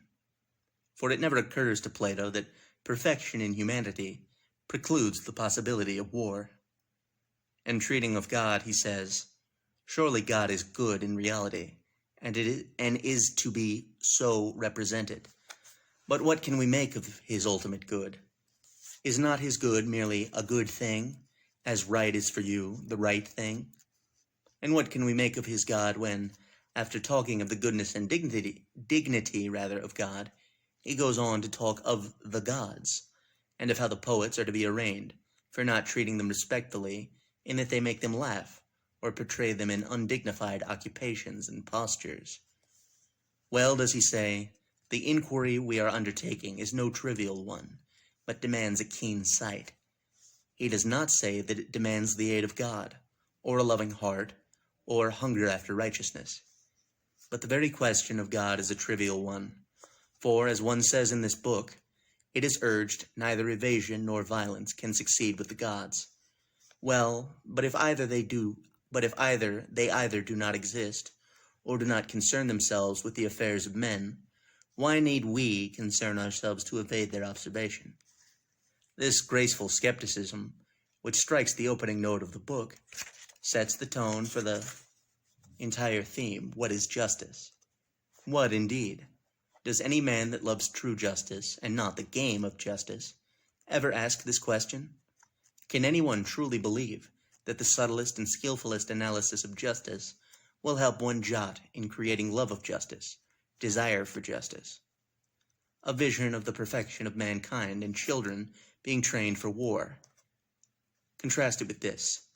In that day there shall be a highway out of Egypt to Assyria, and the Assyrians shall come into Egypt, and the Egyptian into Assyria, and the Egyptians shall serve with the Assyrians. In that day shall Israel be the third with Egypt and with Assyria, even a blessing in the midst of the land, whom the Lord of hosts shall bless, saying, Blessed be Egypt, my people, and Assyria the work of my hands, and Israel mine inheritance. Or with the better known passage, "And it shall come to pass in the last days that the mountain of the Lord's house shall be established on the top of the mountains, and shall be exalted above the hills, and all nations shall flow into it. And many peoples shall come and say, Come, let us go up the mountains of the Lord, to the house of the God of Jacob, and he will teach us of his ways, and we will walk in his paths. And he shall judge the nations, and shall rebuke many peoples, and they shall beat their swords into plowshares, and their spears into pruning hooks. Nation shall not lift up sword against nation, neither shall they learn any more war." A vision of the perfection of mankind, with censors and with carefully groomed gods, the limit of his imagination. But this, "And the earth shall be filled with the knowledge of God, as the waters cover the sea. And this, and it shall come to pass afterward, that I will pour out my spirit upon all flesh, and your sons and daughters shall prophesy, your old men shall dream dreams, your young men shall see visions, and also upon the servants and upon the handmaids in those days will I pour out my spirit." And because his world is not God's world, but the world of his self-created gods, he must sit down and argue anxiously, what is justice? But he that really loves justice asks no questions. He cries instead, "Seek good and not evil, that you may live. And so the Lord, the God of hosts, shall be with you as you have spoken. Hate evil and love the good, and establish judgment in the gate. And let judgment run down as waters in righteousness, as a mighty stream." And when, baffled by the inadequacy of his human standards, your philosopher refers justice to the categoric imperative, he betrays the triviality of your world. What is that categorical imperative, that helpless compromise and confession? What man recognizes it will bow to it. That phrase itself is its own denial, for he that refers mankind to a categoric imperative is himself neither categoric nor imperative. But even the deaf will hear and tremble when the prophet thunders, "Thus saith the Lord." There is the categoric imperative. For me, conscious of being Jewish and of the meaning of being Jewish, it is impossible to write of this contrast without bias, as if this book were merely an intellectual exercise.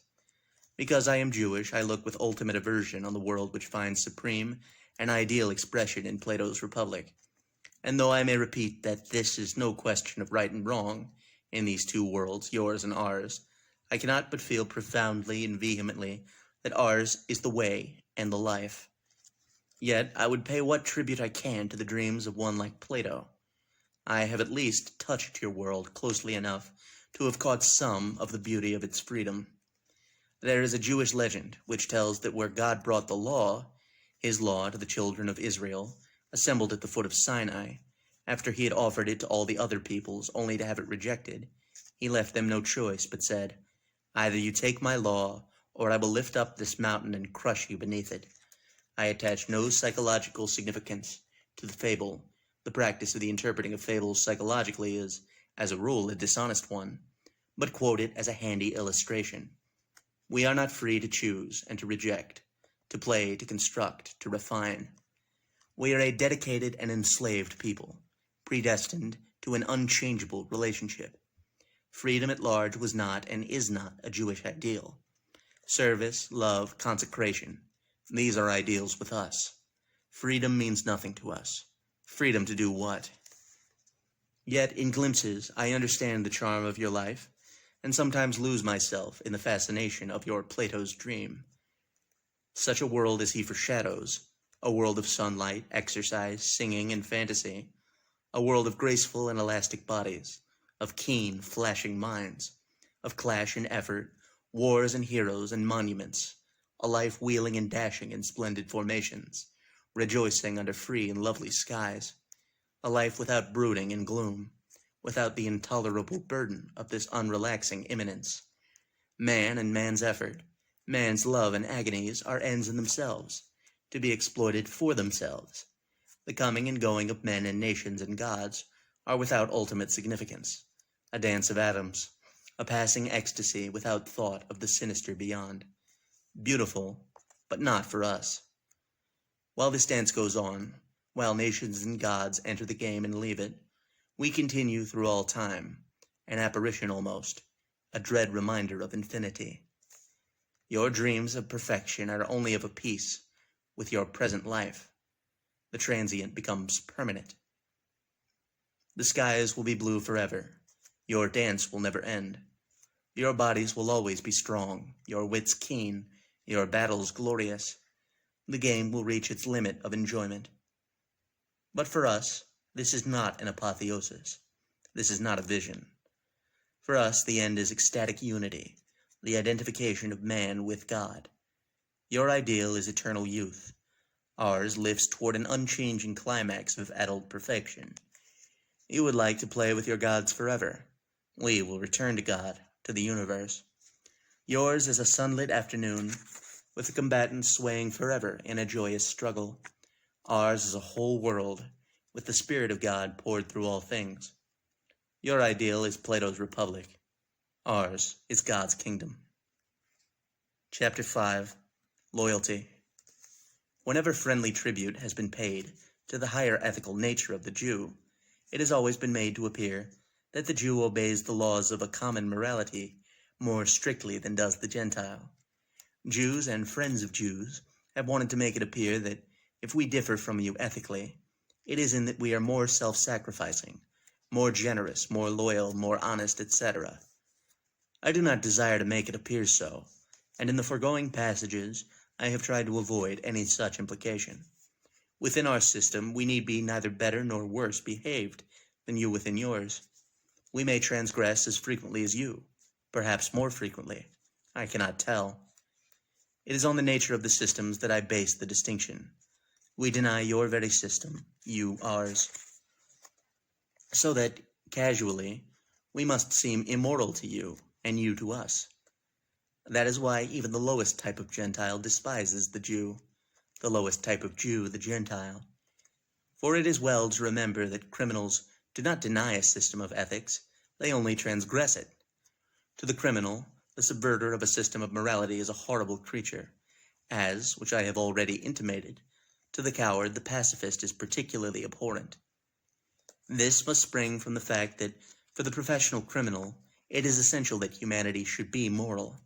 His very existence as a criminal would otherwise be impossible. Indeed, he has more reason than anyone else to foster a sense of morality in mankind, for the more exceptional he is, the better for his trade. Hence, his greatest enemy is not the policeman, for the policeman maintains the social order which is his prey, but the moral anarchist. And since the Jew is to the Gentile order of conduct a moral anarchist, the Gentile criminal who has come into contact with Jews will be the aptest to hate them. It is for this reason, I think, that criminality is so closely allied to anti-Semitism. In the attitude of the public toward literary and stage censorship, I find the clearest illustration of this distinction between the breaking of law and the denial of law. A play which is indecent may be so for one of two reasons. Either it deals with sex within the frame of morality, or it denies the validity of this moral frame. In the first case, which covers most successful plays, we have no attack on current notions of what is right and what is wrong in the sexual relationship.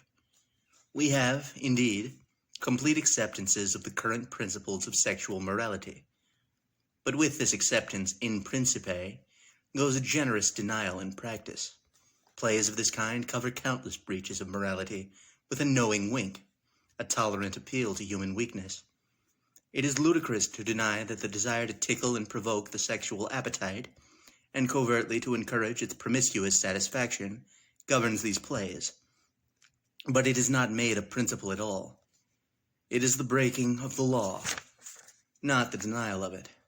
Hence, such plays, except when they become too obvious in their purpose and thus become an overt attack en masse, are tolerated by the censorship and encouraged by the public. But the play which has little sex appeal, yet seriously denies the validity of accepted sexual morality, is dealt with promptly and severely, and among those who condemn it most vigorously will be found those who frequent assiduously The first type of play. I see nothing incongruous in this, nothing illogical even. For the first type of play is perhaps the safety valve to human nature. It remits us our unavoidable allowance of license, without which morality would become an insufferable imposition. But the second type of play breaks up morality completely. To the system of law, the amoralist is rather more dangerous than the criminal. The naked chorus girl is less dangerous than the naked truth.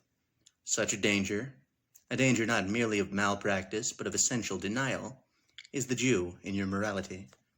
And against the Jew there is a union sacrée of all classes and conditions of men, the prince, the laborer, the professor, the saint, the thief, the prostitute, the soldier, the merchant. There does not seem to be a single country with a history which has not been anti-Semitic at one time or another. There is no country today of which the Jew can say, in this country, anti-Semitism will never become triumphant.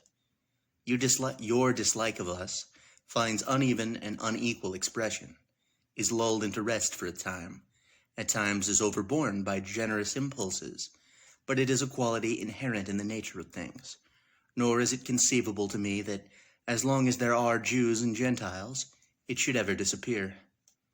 For your system of morality is no less a need to you than ours to us, and the incompatibility of the two systems is not passive. You might say, well, let us exist side by side and tolerate each other. We will not attack your morality, nor you ours. But the misfortune is that the two are not merely different. They are opposed in mortal through tacit enmity. No man can accept both, or, accepting either, do otherwise than despise the other. No single attribute or virtue shows our mutual enmity more clearly than that of loyalty, which, among all the attributes contributing to your morality, is perhaps the most dearly cherished, the most vehemently advocated. It is impossible for me, in writing of it, to take up a purely analytic attitude, but I believe that the preferences and aversions which I here express will at least serve to make clear the irreconcilable difference between Jewish and Gentile morality. The abstraction, loyalty, is not related to good and bad. Loyalty is preached naked, as a virtue for itself. It is proper and right to be loyal. To do a thing out of loyalty to a man, to a group, or to an idea, is in itself a sort of justification. To develop a loyalty is in itself commendable. To the Jew, naked loyalty is an incomprehensible, a bewildering thing. That men should be called upon to keep a quantity of this virtue on constant tap, to be applied on instruction to this or that relationship, is not merely irrational to us, it is beyond the apprehension of our intelligence. We can understand love born of a natural relationship, but the quality of love differs essentially from the quality of loyalty. Loyalty is demanded as an independent quality, as a thing in itself. It is cultivated. Love cannot be cultivated. It is stimulated and forced. It is not demanded essentially that you love. It is demanded that you be loyal. Very often indeed, loyalty is demanded where a demand for love would be too obviously ludicrous. For the application of loyalty is to you as seemly in the case of an association of shoe salesmen as in the case of country itself.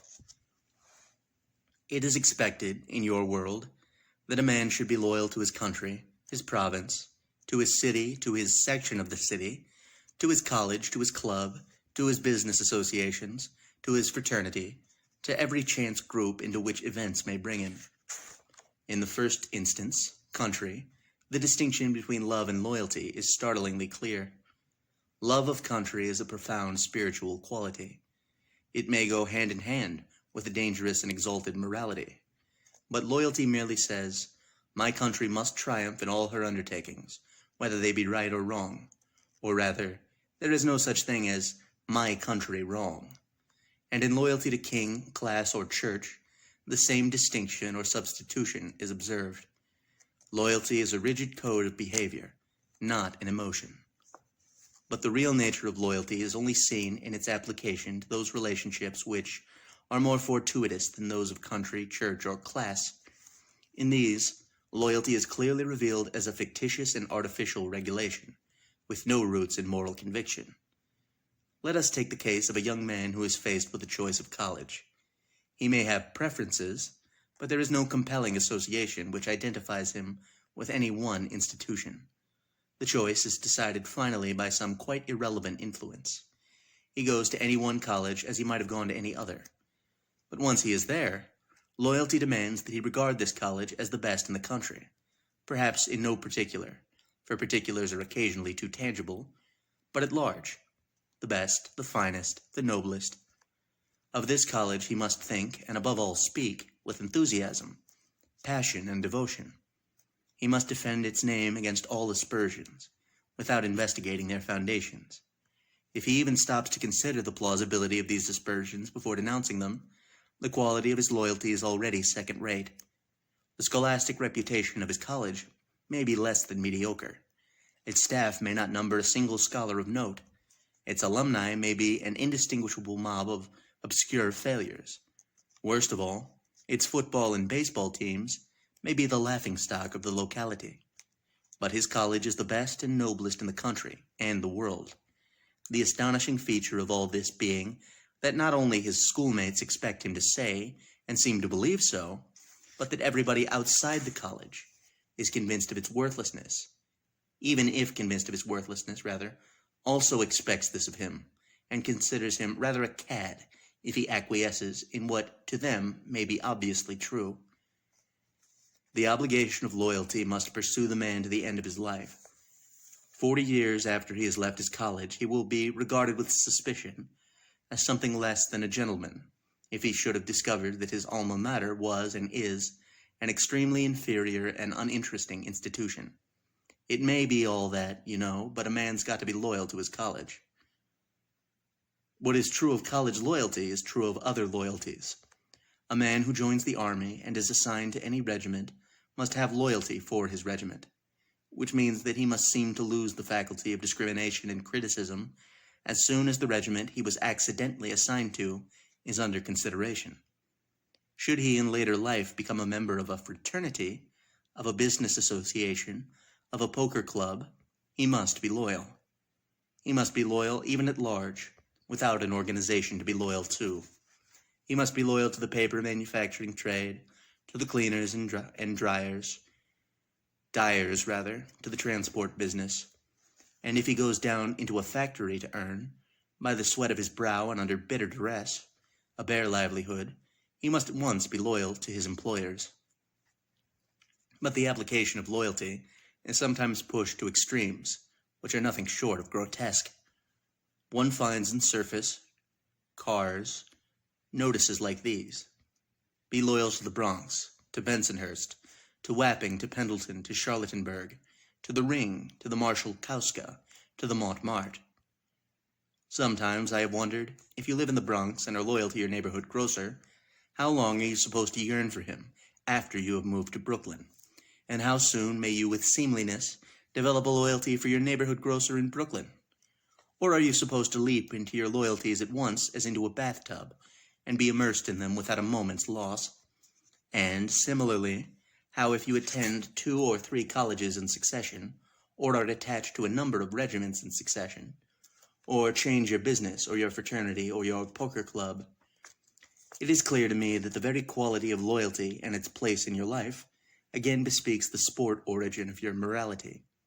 The success of a football team depends not only on the physical aptitude and fitness of its members, but also on their spirit, their esprit de corps. There must be atmosphere for sporting effect. It is as important as physique, and must be cultivated as assiduously, as carefully, as skillfully, as artificially. Whichever team you join, your loyalty is essential to its success, and your loyalty must be instantaneous and unconditional, neither curtailed by delay nor mitigated by reflection. Your loyalty has nothing to do with ultimate moral values. It is part of the game, and life is to you a game, on the football field, in the college, in the factory, and on the battlefield. The game alone can make loyalty a transportable quality of this kind. The game alone can give birth to the concept of loyalty. In our life, the Jewish life, Loyalty is unknown. There is no equivalent for it among our attributes. We understand love, which is serious and profound, which must be treated, therefore, with due dignity. But we do not understand loyalty, which is trivial, gallant, gamesome, and conventionalized. As students, we Jews are accused of lacking the right attitude toward the college. It is perfectly true that we have not the loyal attitude, as you have it, or, despite occasional efforts, the degree in which you have it. We are apt to see the college as an institute of learning. We go there to study under competent teachers. What has loyalty to do with this organization? We may develop love for the place. It may, in later years, become a beloved memory, or it may not. But we cannot attach an immediate combative value to our connection with the college, an instantaneous regimental pride. We cannot attach a moral value to the prescribed set of sporting emotions and thrills, which are supposed to be a proper part of college life. We are unquestionably an alien spirit in your colleges, for your colleges are the most coherent mouthpieces of your morality, and that morality is not ours. Your college is a miniature world in which you first develop the sporting instincts, which must accompany you through the real world. We, with our proper exceptions, see the college only as a center of study, and incidentally, occasionally, of valued friendships. The idea of a rivalry with other colleges, in which each student must defend his own college, seems to us childlike. It is not to the purpose at all. It is not serious. But I have touched on the college only as a single illustration of the predominance of the virtue of loyalty in your concept of the proper human relationship. All your society is divided into teams, with a fictitious morality to correspond. It has little to do with direct utilitarianism. One might object, saying, this morality, like any other, is merely the adjunct of the economic or biologic struggle. What we call morality is merely the assistant illusion in the struggle for existence. And in this regard, Gentile and Jew are alike. But this is an irrelevant truth. There was a time when, among you Gentiles, one man would courteously challenge another to mortal combat, without real motive, without enmity, without passion. So it was. When no excuse for combat was available, you dropped even the pretense of an excuse. Do not answer that this was a passing phase, for I say that when men actually kill each other for mere sport, it betokens a profound and almost eternal instinct. That instinct today finds expression in equally moralless relations, equally passionless associations and enmities. You arrange your life in such wise as to get the maximum of sport out of it. And, for the purpose of sport, it does not matter to which team you belong, England or America, Harvard or Yale, the Black Watch or the Old Guard, the Neighborhood Association of Wigan, or the Rotarians of Los Angeles, the Goodrich Rubber Factory, or the Sunlight Soap Garden City, the Alpha Sig Mu or the 95 Club, the Progressive Republicans or the Decorators Association, the United Cigar Makers, or the Fascisti. There's good fun in all this. It is exciting, jolly, sporty. It puts rush and gaiety into life. But we Jews are no good at it. Just as we are inaccessible to the meaningless exhilaration of college loyalty, so we are bewildered by the fast and furious games of your general life. We Jews cannot play the game. Perhaps you will answer that it is you who, taking the chance relationships of life as the all-in-all of existence, are really serious. That it argues seriousness in a man if he gives to every passing association all faculties, all his emotion. Such an argument would be quibble. A woman may take an absorbing interest in dress, to the exclusion of everything else. One could hardly call her serious. Serious absorption in trivialities is not seriousness. Then you may answer me, but all life is a triviality, which would reveal clearly the difference between your outlook and ours. Chapter 6. Discipline. One of the best illustrations wherewith to contrast your adaptability to discipline and our lack of it is to be found in the difference between your behavior in church and our behavior in our own unmodernized synagogue, the Orthodox synagogue. In church, all is order and decorum, rhythm, and regime. In the synagogue, all is chaos. In the church, leaders and responses are carefully prepared, carefully followed and observed. It is clean and neat, charming and exact. You behave well. You do as you are told en masse. You create esprit de corps in the church. There is a suggestive, hypnotizing decency in the trained correctness of your service. In the synagogue, all is disorder. We talk during service, we answer out of turn, and when we answer in mass, one begins earlier, another ends later. It is Babel itself. People walk in and out, some take longer than others to get through a certain prayer, and the ones who read more rapidly chat in the interval. Part of the congregation is standing, part sitting. Some wear prayer shawls, others do not, and the prayer shawls are not all alike. Sometimes there is so much babbling that the voice of the cantor or leader cannot be heard. One of you at our services would be amazed. Our own young generation, which has picked up your ways, is disgusted, and the last couple of generations has seen reformed synagogues conducted on your models. Taking this illustration, as one fairly may, of model discipline and lack of it, we may say, as it is often said, you Gentiles are disciplined, we Jews are not. And it is not in church and synagogue alone that we find this contrast. It persists, equally clearly cut, in all branches of organized life. Compare any Gentile institution with an uncorrupted, corresponding institution in Jewish life, and you will observe it. At your secular public assemblies, the same decency and unified restraint. At ours, the same scrambling irregularity. Jewish meetings never begin on time, never end on time. In your clubs and societies, order and harmony. In ours, noise, disorder, and wastage. Your programs are observed with fair strictness. Our programs are merely point de départ. In your homes, calm and even systematization. In ours, boisterous affections, formlessness. And despite much effort, we cannot introduce your rhythmic exercise of discipline into our lives and retain our individuality. We can imitate you excellently, produce a substitute as good as the original, but the institution that then no longer has Jewish spirit. It is a Gentile institution, artificially maintained by Jews, like our Reformed temples, and in these the Jew gradually learns to present a Gentile exterior. But whatever we are, or wherever we are, unrestrainedly Jewish, we shock you by our uncouthness.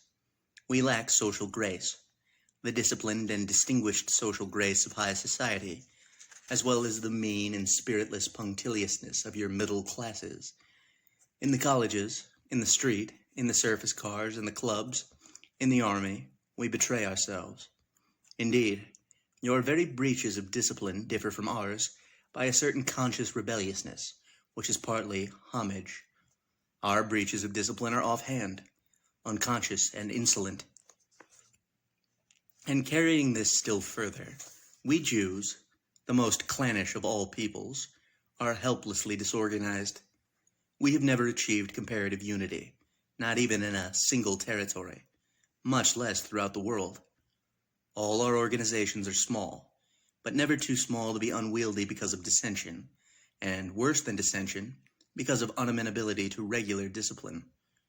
To those who have known the comparative evenness of your organizations, political, religious, social, commercial, we are an unsightly people, and every effort to impose this sense of form on us only accentuates our formlessness. This distinction between us again points to the root difference between us, your triviality and our seriousness. The fact is, of course, that in true discipline, in effectiveness, we are by no means your inferiors. No one would dream of asserting that our religion is not more effective than yours in compelling obedience or in perpetuating itself.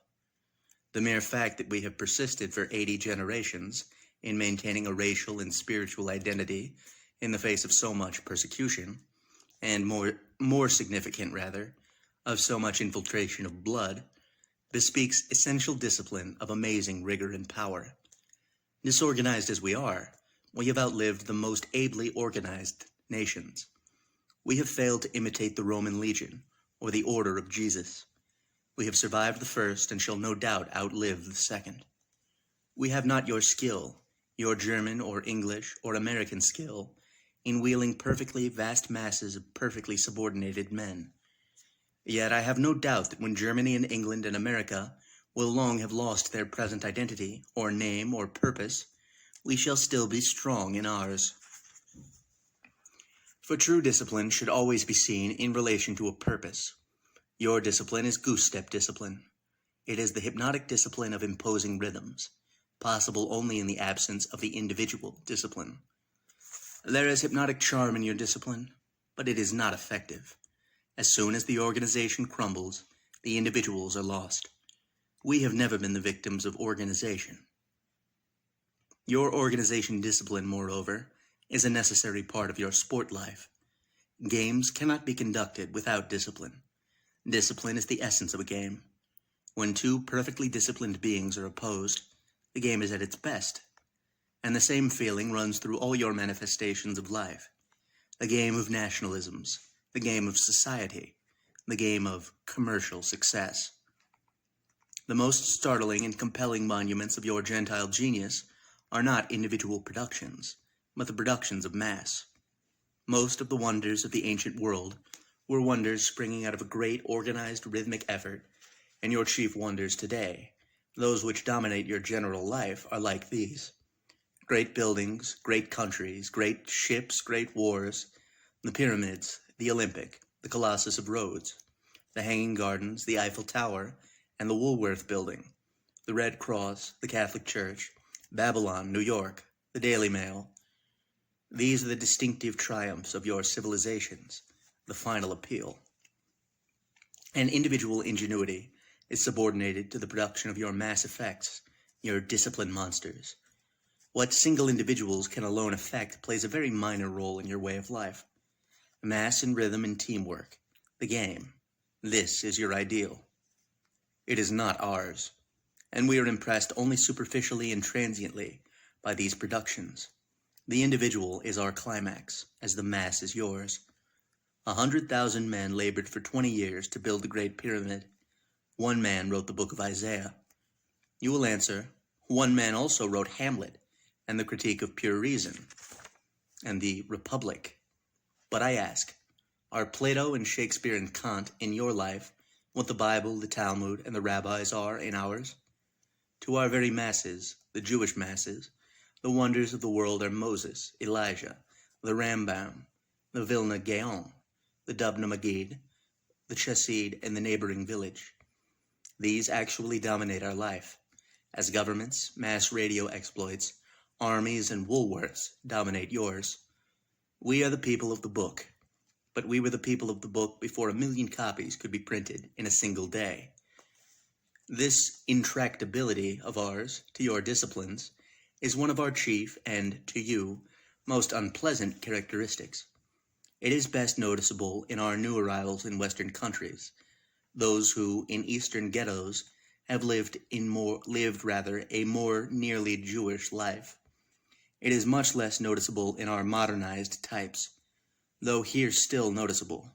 For, despite our clever imitativeness, we do retain our natural character, and cannot hide it consistently, but betray ourselves at intervals. In the colleges, in the army, least here except during the Great War, for in peacetime only the westernized Jews join the army.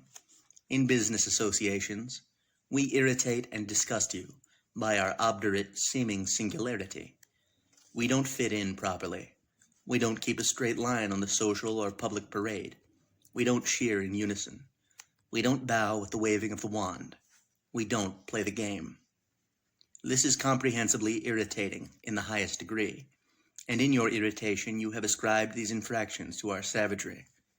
You have said that we are not fit for civilization. We have not the ability to subordinate the individual to the community. Or, if we have the ability, we have not the desire, not having the ethical impulse. With us, you have said, it is every man for himself. We are too impudent, individually.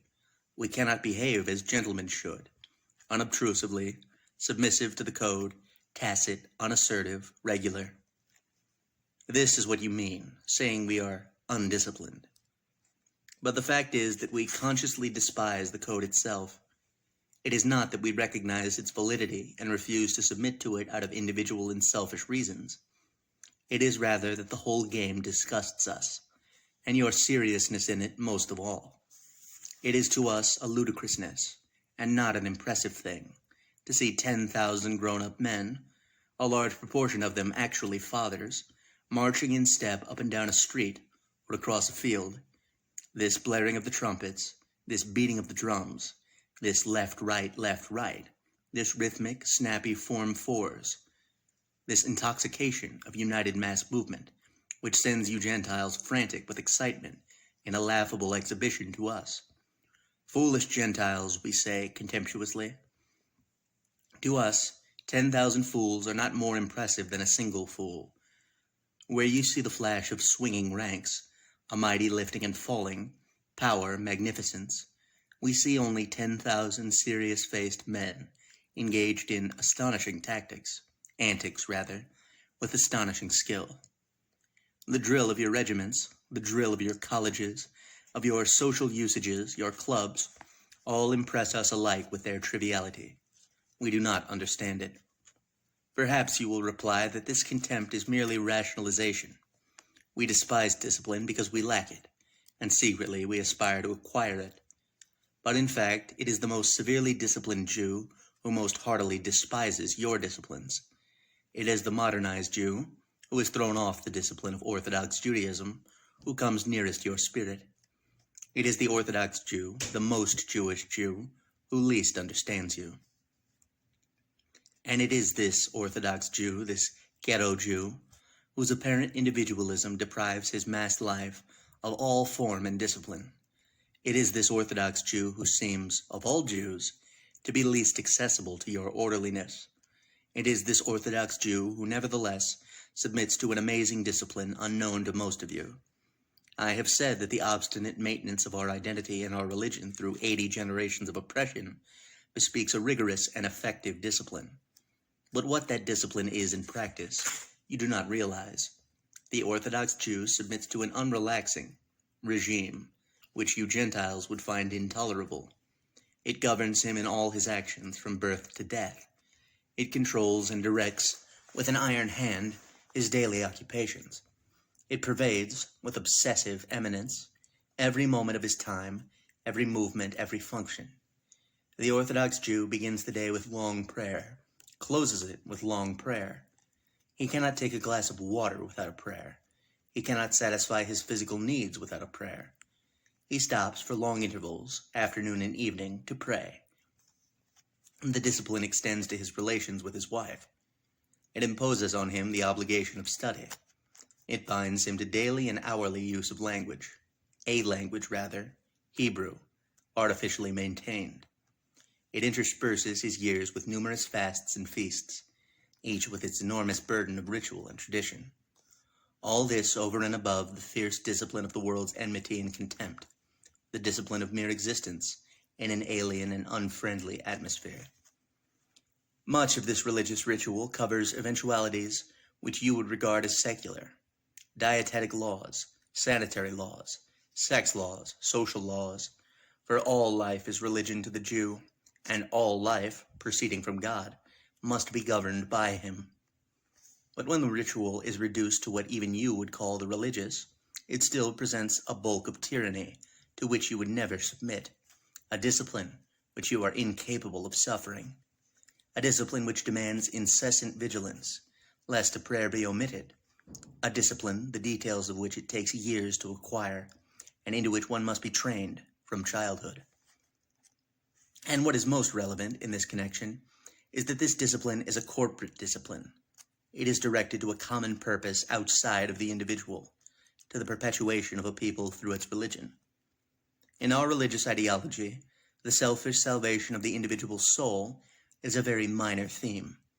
It is, I believe, an acquired dogma, and its irrelevance is proved by its unimportance. Our prayers are largely common prayers. We pay little attention to the afterlife, and even our dreams of an afterlife are associated with the Jewish people as a whole.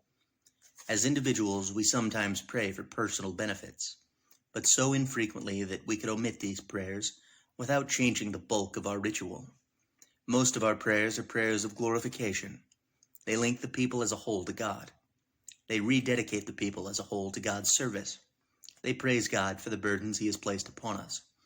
And, with passionate iteration, they thank Him for having made us different from you. It does not need a Jewish scholar. It needs only an intelligent Jew who has lived in an orthodox or semi-orthodox environment to appreciate that all this tyranny of discipline was bent to one end, to our preservation as a distinct and separate people. We feel that we are not merely different from you at points. It is a totality of difference and of separation. We have carried out with us into exile the complete atmosphere of our national life. Our holy festivals are largely national, and even in those which are predominantly religious, there is the continuous minor theme of our separate nationalism. One holiday celebrates the liberation of the Jewish people from Egypt, another the deliverance of the people from the Asiatic Greek oppressor, another from the confusion of a national enemy. Still others celebrate the time of the Palestinian harvest, the irony and tragedy of it, with appropriate prayers and ceremonies. And even in our pure religious festivals, the memory of our national institutions, our temple, our hereditary priesthood, maintains an unbroken background of suggestion. And with these recurrent climaxes in our religious life, dominated by the national consciousness, the general tenor of all our religion repeats this theme from day to day. The discipline of our religion, of our Jewishness, is a corporate discipline, the subjection of the individual to the mass. I repeat this to remind you that, contrary to your accusation, the intractability of the Jew to your forms of discipline does not spring from individualism or from lack of social conscience. We are disciplined more bitterly than you, and we bear the discipline without the assistance of narcotic rhythms. We bear our burden like civilized adults. Nor do I see any contradiction between this fierce insistence on separate national existence and our dedication to a universal ideal. We believe and feel that for such an ideal, we alone, as a people, possess the especial aptitude. The Orthodox Jew bases it on divine will and choice. Others, like myself, know not on what to base it. A special racial psychology, the result of inbreeding, the result of accident, but believe it nonetheless. We shall not further that ideal by losing our identity. To mingle with you and be lost in your world would mean to destroy the aptitude forever. Thus, universal ideal and national identity are inextricably bound up. To the maintenance of this high union we have given, consciously, seriously, without kings and courts, without medals and reviews and orders, without cheering and without drills, a bitter and obstinate devotion, more exacting than anything you have known, and, in its deliberate effects, more successful. Chapter 7. The Reckoning. I have spoken of Jews and Gentiles, in mass. Certain of you will assuredly object. You cannot deal with masses as with men. You cannot indict a nation. The objection is futile. Not only has it been the universal practice to indict and to punish masses as if they had personality, and to treat nations as such, but you are doing it today, everywhere. And I believe that, fundamentally, the practice is just, despite the objections of the few whom I shall answer here. Particularly consonant is the practice with your Gentile philosophy. Here is your nation, X. It is composed of militarists and pacifists and mobs. The government is militaristic, whether it represents a minority or a majority. And the militaristic government engages the whole country in its acts. It is responsible for a war, for oppression. How shall we treat that nation? Single out the militarists and pacifists? Go into the workings of it? Separate out the constituent elements? You cannot. Every member of that country is a member of the team, must take the good with the bad, must pay the debts contracted by the government. It cannot be a nation otherwise. This from your point of view, and from the point of view of the workings of justice, it happens to be no less defensible. When the whole of a nation reaps reward or punishment, a rough general justice is executed. If it is only the will of a minority which has brought on catastrophe, and the majority must pay, then it pays for having suffered the will of the minority. Had the German masses foreseen defeat and its consequences, Germany would never have gone to war, militarist minority or none. The masses which obeyed their masters, readily or sullenly, must pay for the obedience which gave their masters strength, and the same is true of every other nation which is guilty. All extenuation is irrelevant. How shall the majority learn that it must not acquiesce indolently in the will of the minority? Shall it not suffer the consequences of its indolence? A slow, almost impossible process, but assuredly a just one. For the impotent or corrupt acquiescence of the majority made the minority effective. But if, on the other hand, a nation suffers for the will of its majority, and the minority suffers with the majority, then very clearly effective justice is being wrought, and just as clearly is the payment supposed to alter the will of the nation. As long as there are nations and groups, these laws must hold, and as soon as these laws collapse, nations and groups will cease to be. It is not meaningless to say, quote, "This nation is parsimonious, this nation is treacherous, this nation is cruel," unquote. It is irrelevant to answer, you must judge by the individual, not by the nation. When we say Scotchmen are parsimonious, we simply mean that out of 1,000 Scotsmen, a larger number are parsimonious than out of 1,000 Englishmen. A Scotchman whom I do not know has therefore more probability of being parsimonious than an Englishman whom I do not know. If, therefore, I have to choose for generosity between two men, an Englishman and a Scotchman, both of whom I do not know, I would choose the Englishman. I stand a better chance of being in the right. Naturally, the entire assumption may be wrong, and that is another matter, but it is ludicrous to deny that tendencies or characteristics in nations exist. Only the shallow demagogue insists that 1,000 Englishmen, 1,000 Frenchmen, 1,000 Germans, 1,000 Jews, picked up at random, or 10,000 or 100,000, would react similarly to the same stimulus. Assuredly, if I have the opportunity to check up on the individual, I will do it. But if I must take him on trust, I shall sensibly assume him to possess his racial characteristics. As for you Gentiles and us Jews, we have both acted on the assumption that the mass must be treated by a general law. The instinct of the Gentile is to distrust the Jew, of the Jew to distrust the Gentile. We only make exceptions. There is nothing inconsistent in the anti-Semite who says, "Some of my best friends are Jews." I say, therefore, that in the conflict between us, you have fought us physically, while our attack on your world has been in the spiritual field. It is the nature of the Gentile to fight for this honor, in the nature of the Jew to suffer for his.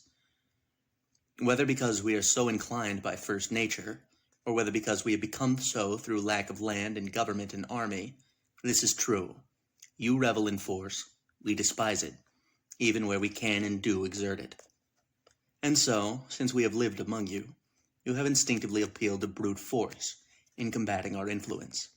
When the reckoning is drawn up, your guilt cries to heaven. Whatever have been your relations to each other, we Jews have at least been the common denominator of your brutality. Compared with each other, you are gentlemen, warriors, democracies. Set side by side with us, you are bullies and cowards and mobs. In vain do your quiescent majorities wash their hands.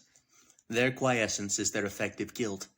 I care not that your minorities struck the blow. I should not acquit the majority if I could give judgment and impose punishment.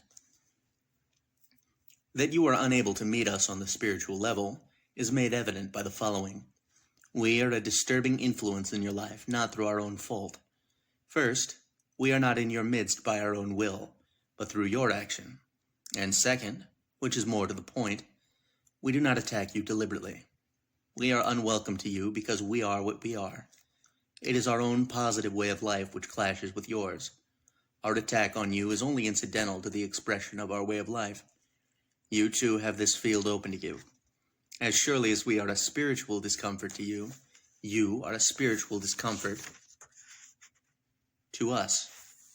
As surely as we attack you peacefully, So you waste us peacefully and weaken our numbers. But you do more than this. You bring the attack down to the physical plane, where we are defenseless. You do with us as your animal whims dictate. You rob us, you slay us, you drive us from land to land, and while one of you drives us forth, the other shuts the gate in our faces. From the first day of our contact, since the first of our communities in exile, you have made us the sport of your brutality. There is at least one clear note in Gentile world history, one consistent theme, the note of our agony, the theme of our cruelty, the theme of your, cruelty. Even from your point of view, you have been guilty. On our side, at least, the fighting has been clean. We have not misrepresented you. On your side, the fighting has been dirty. From the dawn of civilization, you have lied about us. You have accused us of murdering children, that we might use their blood for ritual purposes. You have accused us of poisoning wells. You have accused us of precipitating wars. And war is the breath in your nostrils.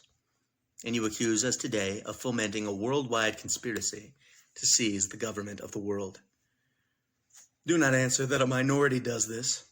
Does it matter to us that a majority of America, or a minority of America, preaches in the Klan virtual disenfranchisement of the Jew?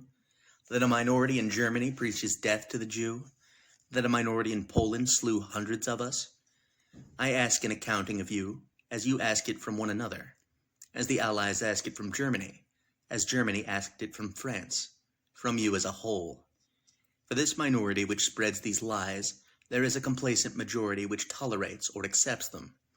And it is because, in your opposition to our way of life, you stoop to such lies that your masses respond with physical force. I care not how ignorant a Jew is. You will not get him to believe of one of you such foul untruths as millions of you believe of us. Yet we have more cogent reason for hating you. And as I hold you all responsible for these lies, so I hold you all responsible for the cruelties in which they issue. And I know that soon enough, these crimson sluices will be opened again, and we shall bleed from 1,000 wounds as we have bled before, in the Ukraine or in Russia, in Poland or in Germany. And who knows when the same will not come to pass in England, in America, in France. What guarantee have we beyond the guarantee of public opinion? And from a public opinion which tolerates the slaughter of hundreds of Negroes, how far to the public opinion which will condone the slaughter of Jews? Let us spark but carry far enough, down into the recesses of your animal natures. How you gloated among the Allies over stories of Germans blown to pieces, cut to pieces, and in the Central Powers over stories of Englishmen, Frenchmen done to death. Your comic journals make merry over them, a good joke from life. An Englishman, shaking his head, says, "Molly, I don't think this here bayonet will go through more than 2 Germans at a time." Your women applauded them. Your children screamed for blood. Democracy vied in bestiality with aristocracy and royalty. How shall we trust you? If we are willing to forget the past, is not your past your present? Is not the blood libel alive today? And its companion viper, the elders of Zion? Will poison work forever in the blood and never break out? Did not hundreds of thousands of Englishmen, Frenchmen, Germans, Americans read these legends without protesting, without seeking to punish the libelers? Do we not know how easily your morality fits your mood?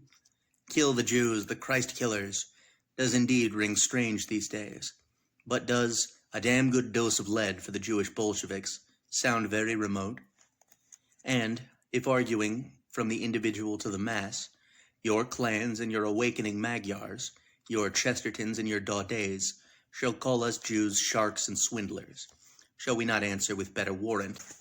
By the millions of our murdered, by the Inquisition of the Crusades, by the Inquisition and the Crusades, by the smoking ruins of Ukraine and the swinging corpse of Leo Frank, dastards, murderers, and thieves. Chapter 8. But as moderns. Let us have done with recollections and recriminations, you say. You have spoken hitherto of conditions which are vanishing, of Orthodox Jews mostly, of old customs and emotions which are dying out. You yourself are not an Orthodox Jew, Nor are we medieval Christians. We see the Jew gradually modernizing. He becomes more like us, more difficult to recognize as a Jew. Granting there are occasional relapses, we are still moving towards real tolerance. The present age is not like any age before it, and the modern Jew is not like any Jew before him. You have lasted 2,000 years in exile. You will not last forever. All those ceremonials of yours, are breaking down. Your discipline, your defensive mechanisms. At least in America, England, France, Germany, Russia, you are changing, becoming like us, taking your share in all our activities, sports, civic duties, achievements, and arts. You have spoken hitherto in the terms of a world which is fitfully dissolving. You have ignored the liberal Jews, the radical Jews, the modernized Jews, the agnostic Jews, now becoming the dominant element in Jewry, and approaching us, mingling with us, solving the problem without deliberate effort. Do not your own radicals renounce their Jewish connections? Will not your modernized Jews be the first to denounce the thesis of this book? I have already said, anticipating this objection, that there is the same difference between the Jewish atheist and the Gentile atheist as between the Orthodox Jew and the believing Gentile. I have said or implied that the religion itself is but practical expression of the difference between us, not the cause of it. It is true that the expression of a few serves to strengthen it, as the exercise of a faculty serves to develop it. But expression, we Jews have at least been the common denominator of your brutality. Compared with each other, you are gentlemen, warriors, democracies. Set side by side with us, you are bullies and cowards and mobs. In vain do your quiescent majorities wash their hands. Their quiescence is their effective guilt. I care not that your minorities struck the blow. I should not acquit the majority if I could give judgment and impose punishment. That you are unable to meet us on a spiritual level is made evident by the following. We are a disturbing influence in your life, not through our own fault. Even from your point of view, you have been guilty. On our side, at least, the fighting has been clean. I ask an accounting of you as you ask it from one another. Note, this edition appears to have reprinted some of the last chapter in this one. I'm going to skip ahead here.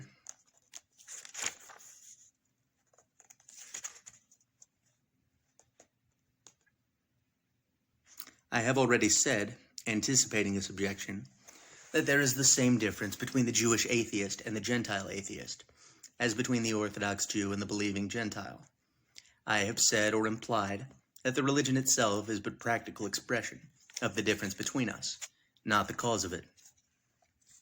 It is true that the expression of a view serves to strengthen it, as the exercise of a faculty serves to develop it. But expression of character which crosses your intentions and thwarts your personality. The Jew, whose lack of contact with your world had made him ineffective, becomes effective. The vial is uncorked. The genius is out. His enmity to your way of life was tacit before. Today, it is manifest and active. He cannot help himself. He cannot be different from himself, and no more can you. It is futile to tell him, hands off. He is not his own master, but the servant of his life will. For when he brings into your world his passionately earnest, sinisterly earnest righteousness, absolute righteousness, and speaking in your languages and through your institutions, scatters distrust of yourselves through the most sensitive of you, he is working against your spirit. You Gentiles do not seek or need or understand social justice as the ultimate ideal. This is not your nature. Your world must so be fashioned as to give you the maximum of play, adventure, laughter, animal lyricism. Your institutions frame themselves to this end. Your countries and ideals flourish most gloriously when they serve this end most freely. All ideas of social justice must be subservient to this consideration. The game first, then ultimate justice only as it can serve the game. I do not believe that we Jews are powerful enough to threaten your way of life seriously. We are only powerful enough to irritate, to disturb your conscience, and to break here and there the rhythmic rush of your ideas. We irritate you as a sardonic and humorless adult irritates young people by laughing at their play. For the real irritation lies in the fact that to our queries regarding your life, there is no answer on our level. As to yours, regarding our life, there is no answer on yours. We Jews are accused of being destroyers. Whatever you put up, we tear down. It is true only in a relative sense. We are not iconoclasts deliberately. We are not enemies of your institutions, simply because of the dislike between us. We are a homeless mass seeking satisfaction for our constructive instincts. And in your institutions we cannot find satisfaction. They are the play institutions of the splendid children of man, and not of man himself. We try to adapt your institutions to our needs, because while we live we must have expression, and trying to rebuild them for our needs, we unbuild them for yours. Because your chief institution is the social structure itself, it is in this that we are most manifestly destroyers. We take part in the economic struggle for existence. This necessity we share with you. But our free spiritual energies point away from this struggle, for, unlike you, we have no pleasure in it. You Gentiles fight because you like to fight. We fight because we have to, and in order to win. It is not in a spirit of hypocrisy that you have turned your business world into a sporting arena, with joyous flourishes, slogans, pretenses. It is not in a spirit of hypocrisy that you talk of playing the game while you cut each other's throats in the markets. You mean it. Your advertising propaganda books, with their sentimental appeals, are not lies. They are the true evidence of your spirit. It is only when we Jews, too, use these methods that there is hypocrisy. For we see starkly through your life illusions, yet we are forced to use them in self-defense. But our inmost longings turn from this fierce and clamorously happy struggle, while your inmost longings are part of it. You give your best to it, yourselves, your souls. We give only our cleverness to it. This is why, in spite of the popular delusion to the contrary, there are hardly any Jews among the world's wealthiest men. Note, Samuels was clearly wrong about this, but we'll let it go. The greatest financial institutions, as well as the world's greatest businesses, are almost exclusively non-Jewish. Dislike of the Jew in business springs from the feeling that we regard all your play conventions with amusement, or even contempt. Our abominable seriousness breaks jarringly into your life mood, but you feel our disruptive difference most keenly, most resentfully, in our deliberate efforts to change your social system. We dream of a world of utter justice and God's Spirit, a world which would be barren for you, devoid of all nourishment, bleak, unfriendly, unsympathetic. You do not want such a world. You are unapt for it. Seen in the dazzling lights of your desires and needs, our ideal is repellently morose. We do wrong to thrust these ideals upon you, who are not for justice or peace, but for play-living. But we cannot help ourselves, any more than you can help resenting our interference. While we live, we must give utterance to our spirit. The most insistent effort on your part will fail to change our nature. Not that you are untouched by poverty, by human degradation. Not that you do not wish at times that these unhappy things could be destroyed. But this is not the direct line of march of your life. If social injustice were removed together with the game, you would unquestionably recall both. Life before everything, freedom, joy, adventure. I talk here of the modern, and not of the Orthodox Jew. I talk of the Jew as alien, as you, to the forms of our Orthodox and consciously Jewish life. This is the Jew who forms the backbone, both of audience and contributor to your radical and revolutionary organs. The Jew who is the precipitating center of your spasmodic and inconsistent efforts for justice. This man, in your midst, is not to be recognized on the surface as a Jew. He himself repudiates, and in all sincerity, his Jewish affiliations. He is a citizen of the world. He is a son of humanity. The progress of all humankind, and not of any single group of it, is in his particular care. It is to the Jew that liberals among you will point to refute my thesis, and it is precisely this Jew who best illustrates its truth. The unbelieving and radical Jew is as different from the radical Gentile as the Orthodox Jew from the reactionary Gentile. The cosmopolitanism of the radical Jew springs from his feeling, shared by the Orthodox Jew, that there is no difference between Gentile and Gentile. You are all pretty much alike. Then why this fussing and fretting and fighting? The Jew is not a cosmopolitan in your sense. He is not one who feels keenly the difference between national and nation, and overrides it. For him, as for the Orthodox Jew, a single temper runs through all of you, whatever your national divisions. The radical Jew, like the Orthodox Jew, is a cosmopolitan in a sense which must be irritating to you, for he does not even understand why you make such a fuss about that most obvious of facts, that you are all alike. The Jew is altogether too much of a cosmopolitan, even for your internationalists. Nor, in the handful of you who, against the desires and instincts of the mass of you, proclaim social justice as the life aim, is the Jew any more truly at home, at one with his milieu, than the old-time Jew in his world. Our very radicalism is of a different temper. Our spur is a natural instinct. We do not have to uproot something in ourselves to become radicals, dreamers of social justice. We are this by instinct. We do not see it as something revolutionary at all. It is tacit with us. But with you, it is an effort and a wrench. Your very ancestry cries out against it in your blood, and you become silly and enthusiastic about it, with flag-waving and shouting and battle hymns, and all the regular game psychology proper to your world and way of life. Even of this you make a play. But such as these radical and international movements are, the modern Jew, the best and most thoughtful modern Jew, that is nearer to them than to anything else in your world.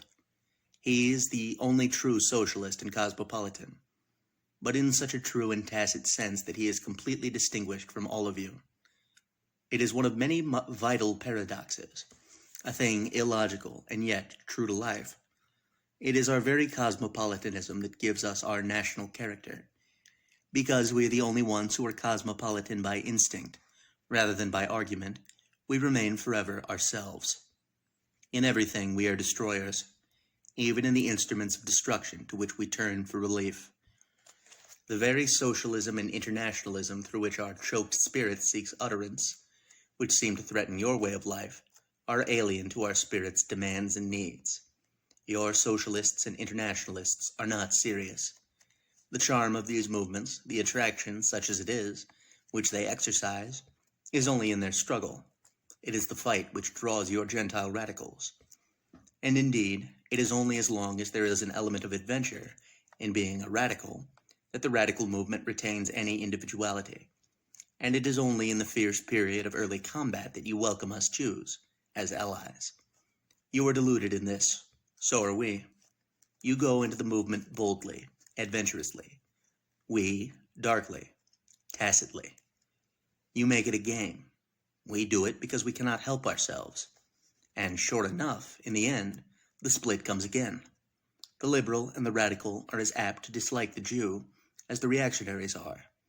The liberal and the radical do not use the weapons of the reactionaries, but the dislike is there, finds expression in anti-Semitic socialist and workers' movements, and in the almost involuntary contempt which springs to the lips of countless intellectuals. Philosophies do not remold natures. What your radicals want is another form of the game, with other rules. Their discontent joins hands with Jewish discontent, but it is not the same kind of discontent. A little distance down the road, the ways part forever. The Jewish radical will turn from your social movement. He will discover his mistake. He will discover that nothing can bridge the gulf between you and us. He will discover that the spiritual satisfaction which he thought he would find in his social revolution is not to be purchased from you. I believe the movement has already started. The gradual secession of the Jewish radicals, their realization that your radicalism is of the same essential stuff as your conservatism. The disillusionment has set in. A century of partial tolerance gave us Jews access to your world. In that period, the great attempt was made, by advance guards of reconciliation, to bring our two worlds together. It was a century of failure. Our Jewish radicals are beginning to understand it dimly. We Jews, we the destroyers, will remain the destroyers forever. Nothing that you will do will meet our needs and demands. We will forever destroy because we need a world of our own, a God world, which is not in your nature to build. Beyond all temporary alliances with this or that faction lies the ultimate split in nature and destiny, the enmity between the game and God. But those of us who fail to understand that truth will always be found in alliance with your rebellious factions, until disillusionment comes. The wretched fate which scattered us through your midst has thrust this unwelcome role upon us. Chapter 10. The Games of Science. Illusions change the instruments of their expression, but they remain the same illusions. Religions change their gods, but remain the same religions.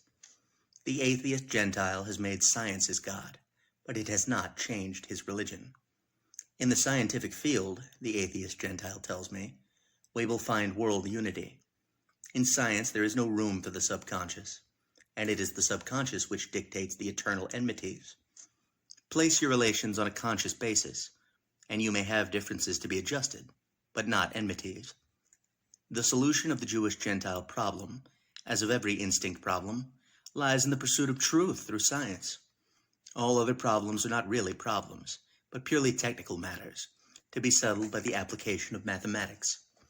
And as we learn to make this distinction between instinct problem and technical task, the greater is the discredit into which the former falls, the clearer is the attention which we bring to the latter. The greatest contribution of science to human advance has been the opening of paths to our free intelligence, so that the unconscious and subconscious mind, with its inheritance of the beast, might fall into desuetude. The true alone will save us, and in science is truth. I do not wish to go into an examination of the nature of truth. I do not wish to question the validity of scientific truths. I am ready to admit that scientific truths are truths in the accepted sense of the word. Or, if there are mistakes, if this or that scientific theory is wrong, I will not argue that therefore the scientific method is wrong, or that science itself not go nearest to the truth.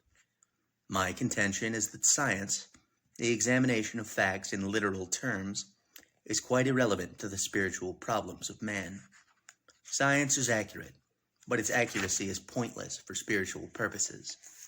The truths which are unveiled by the scientific method, and which it is the special aptness of this method to unveil, do not matter to anybody.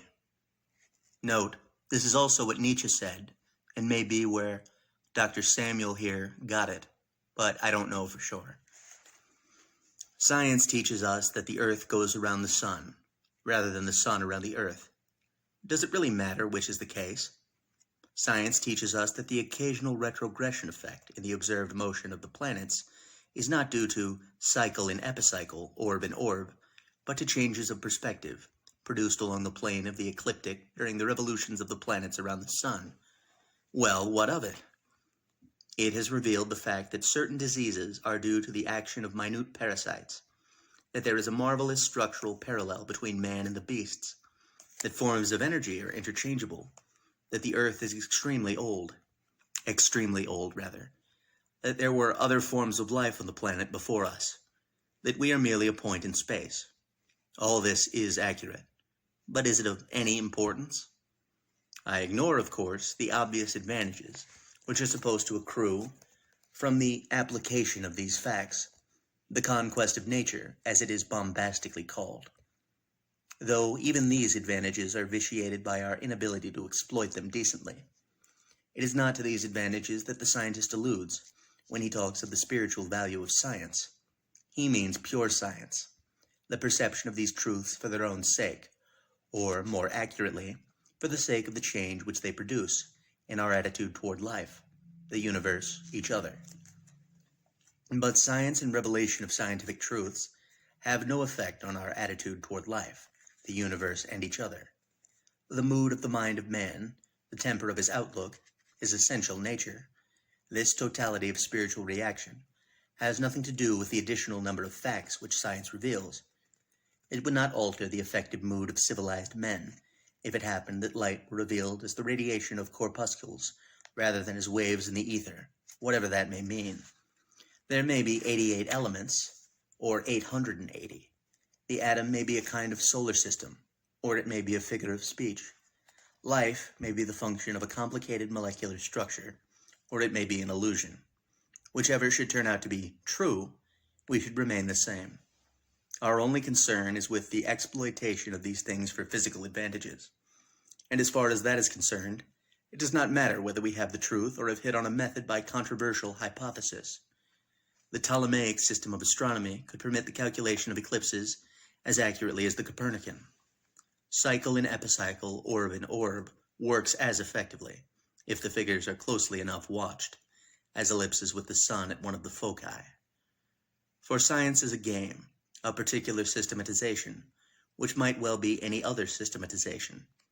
Indeed, despite the prodigious number of facts which science has unveiled, no new type of spiritual outlook has been evolved. Is the general consciousness or self-consciousness of the modern materialist different in effect from that of the civilized Stoic of more than 2,000 years ago? If you substitute stress in the ether for the pneuma, if you substitute the laws of gravitation or some electromagnetic formula for each other, or for tension, will that alter your response to the universe?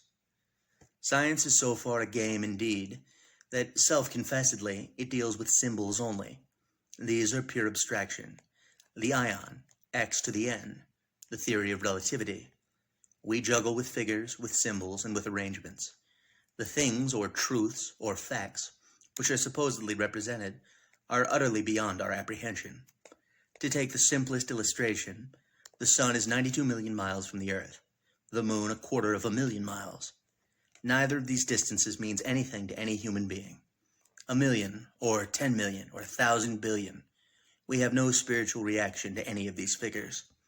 They are symbols or counters in the game, in themselves intelligible to no one. Or, to take the most significant of new scientific truths, the theory of relativity. Its application is only to the game or system. No man himself reacts to its implications. He uses it in the laboratory, in the observatory. He cannot bring it out. He cannot even lift it off the paper. Indeed, such a revolution was wrought in our conception of the universe by the exposition of the theory of relativity that, if scientific truths had any spiritual significance, there should have been a religious revolution in its wake. Since the dawn of science, we have been blind to a tremendous and fundamental truth, an all-inclusive and inescapable truth, namely that the motion of light rules all our measurements of time and space and mass, that the length of a line or a period of time is nothing but a function of varying values. A terrific and sublime discovery, one might say. Yet not only does it fail to make a particle of difference to the spiritual attitude of scientists towards the universe, they cannot even theoretically integrate it with a spiritual system. All the effective, so-called spiritual value of the theory of relativity is, things are not what they seem. To this suspicion, which is a basic spiritual reaction of man to the universe, the theory of relativity adds nothing. At most, the theory of relativity is an additional but superfluous illustration. But I shall be told by the scientist, it is not any individual scientific revelation which matters. What matters is the scientific outlook. As such, the conception of the universe as an ordered and harmonious process. The elimination of the providential and accidental. The final and decisive removal of the thaumaturgical. Science means neither in theory. Rather means neither the theory of evolution, nor the discovery of the bacillus, nor the theory of relativity. Science means the cancellation of the inherited instinct errors. In brief, science is the substitution of reason for superstition. But even at that variation, I contend that scientific pursuit, so-called, of truth, has given nothing to our knowledge of the ultimate secret of things. What the scientist would call the scientific outlook, in accordance with the above definition, has nothing to do with, quote, scientific study of phenomena, unquote. Men are by nature unthaumaturgical or thaumaturgical in their reaction to the universe. Science, in its modern sense, does not make them unthaumaturgical. It is one of the basic qualities of human thought, this particular variety of outlook on the universe. I say it existed before the advent of what we denote under the restricted term of science. I say it would exist just as strongly in these types of men, though not a single discovery has been added to human knowledge of phenomena since the time of Aristotle. I say that though science should add 1,000,000 startling new revelations to its old ones, it would not increase or decrease the number of men who have the unthaumaturgical outlook. I referred to the Stoics, and said that Stoicism contained as unthaumaturgical an outlook as any that so-called modern science claims to have inspired. But even if this were not true, I should not change my opinion, for life at first hand taught me this view, and what I know of history I used only as an illustration.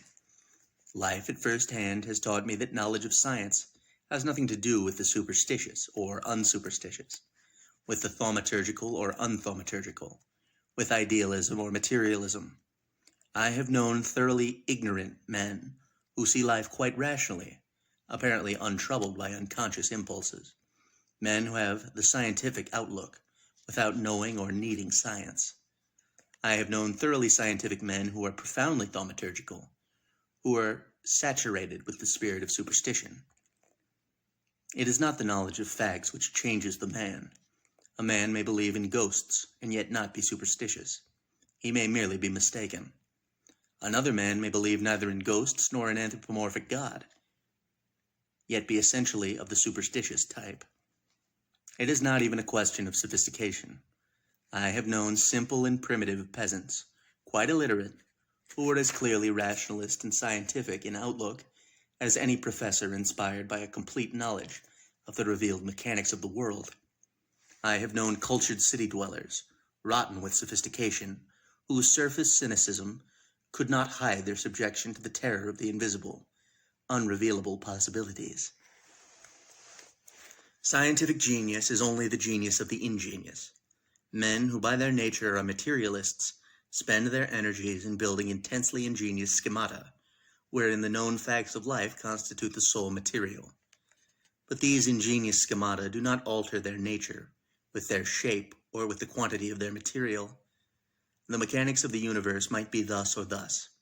Things might work in this way or in that way. It might be one formula or another formula, but the spirit of the thing is the same. For hundreds of years, capable minds have searched, constructed, reconciled. Their knowledge of the mechanism is infinitely greater than any man's knowledge 1,000 years ago. Yet men who know as little of these mechanics as was known 1,000 years ago have come to the same conclusion regarding the nature of the universe. There is in science a certain naivete, the belief that facts differ in their nature, the belief that a fact which it is more difficult to unearth is therefore profounder than a fact which is obvious, the belief that a microbe, because it needs a microscope to reveal it, touches truth more deeply than the flea, which can be seen with the naked eye. Yet a fact is not more valuable for being difficult of access, any more than a thought is more profound by having been made obscure. In the end, it comes to this. Science, which is the accumulation of literal fact, hopes that the accumulation of facts will reveal the nature of fact itself. Science seems to believe, if I may use these rather clumsy locutions, that some facts are of a different order from other facts, going nearer to the sources of the nature of things. This is untrue. All facts are on the same plane. Facts are not explanatory but expository, and what they expose is of the same nature or material as that which we know without science. To expect facts to reveal the nature of facts is to expect the microscope to reveal the nature of the microscope. You can examine one microscope by means of another, but its nature, or secret, is not accessible to this mode of examination. It is of a different order. The chain of facts is everywhere uniform. When you know 1 inch of this chain, you have learned as much as you can learn from a mile. If the chain of causes and effects, fact related by fact, is infinitely long, any length of it is equally insignificant. 1,000 years is not nearer to eternity than a moment of time. There is, indeed, a certain vulgarity in the appeal to quantity. It is the democratic vulgarity, the belief that 1,000,000 mediocre people have more spiritual significance than one mediocrity, that size affects quality, that 1,000 new facts means more than 100 old facts. There is, in all this even, the vulgarity of provincialism and cockney fashionableness, the belief that the latest is the best.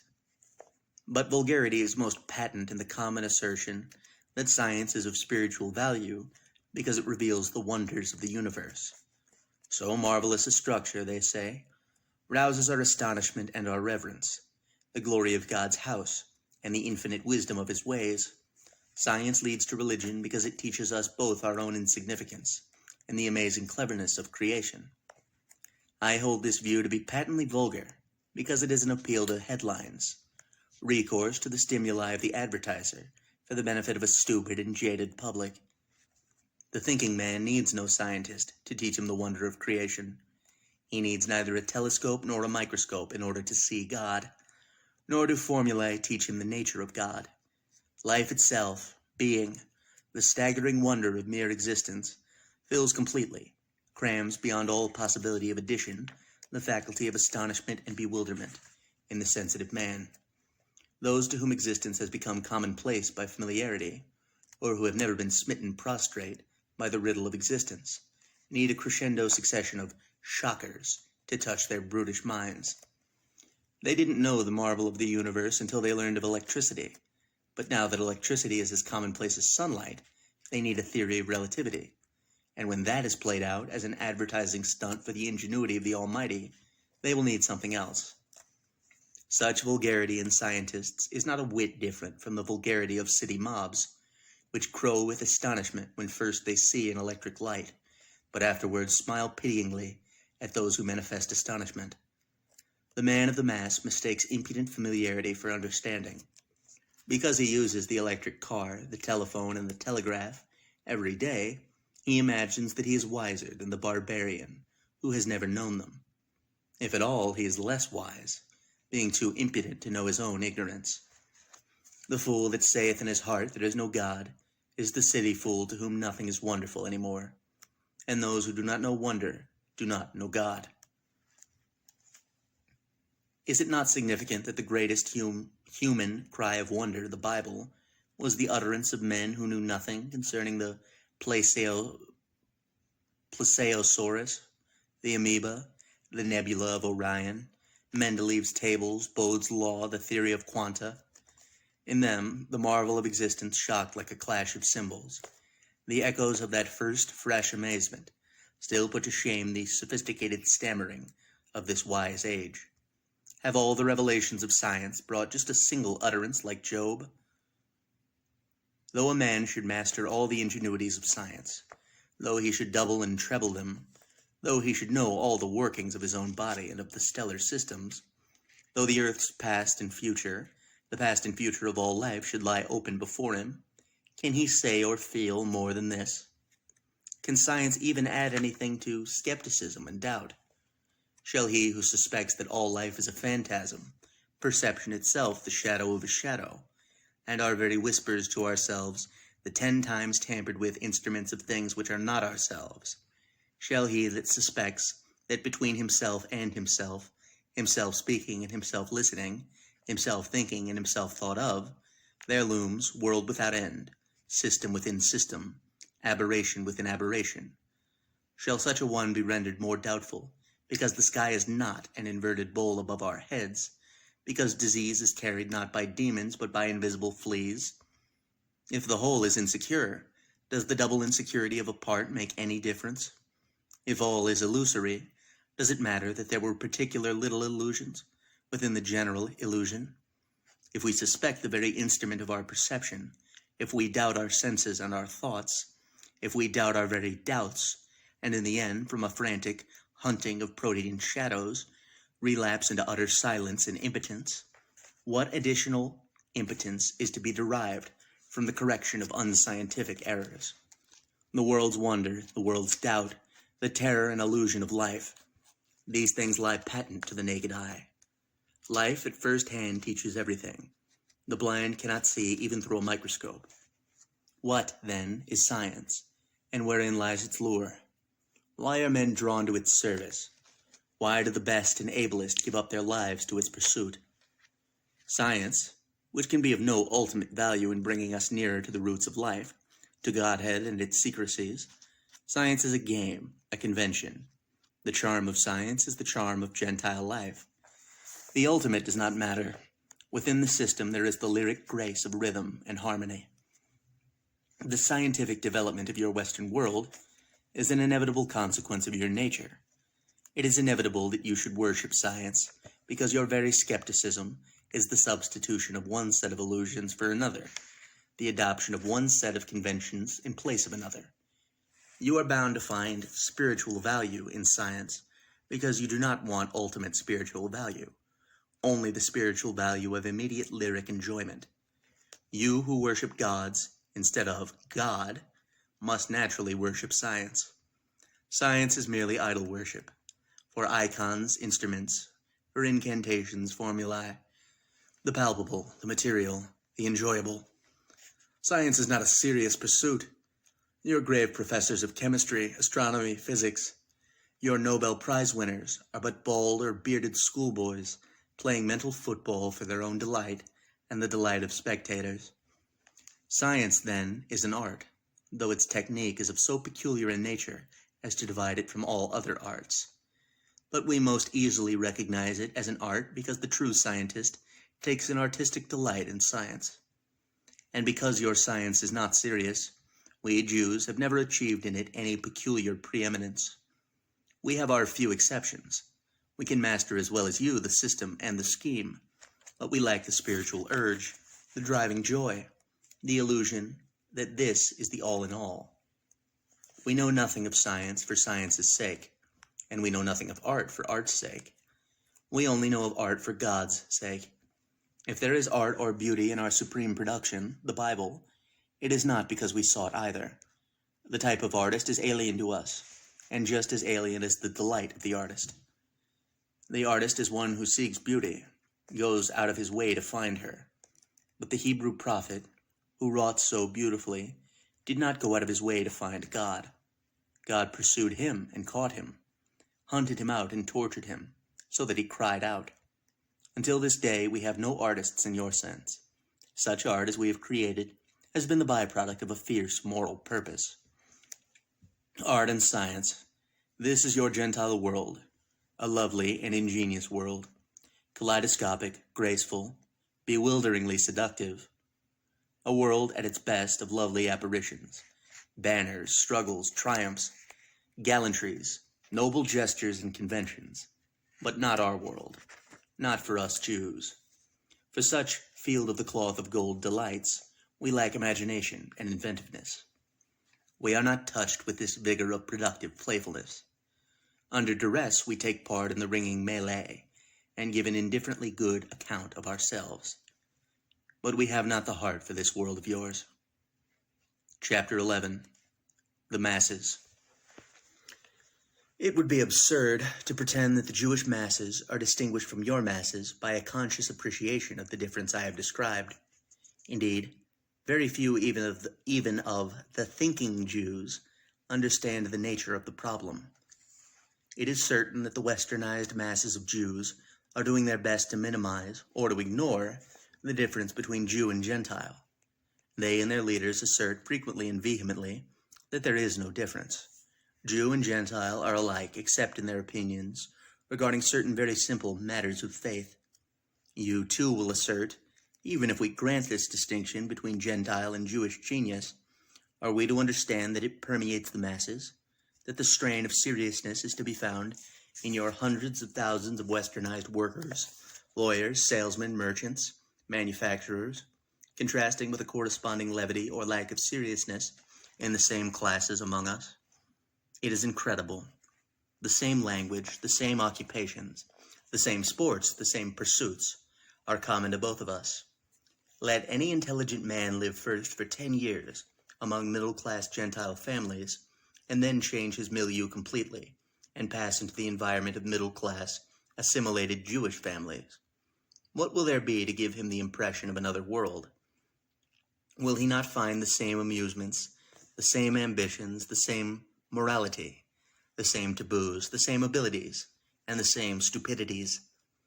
Do not the Jewish and Gentile middle-class families admire the same heroes, vote for the same politicians, read the same newspapers and magazines, frequent the same theaters, weep over the same movies, laugh at the same comic strips. But the question cannot be put so simply. This world is yours, and you are the ones who set the standards. You are the ones who supply the material for the reactions. And when the Jews want to become part of your world, enjoy its privileges and pleasures, we must accept your standards, speak, as it were, the same language.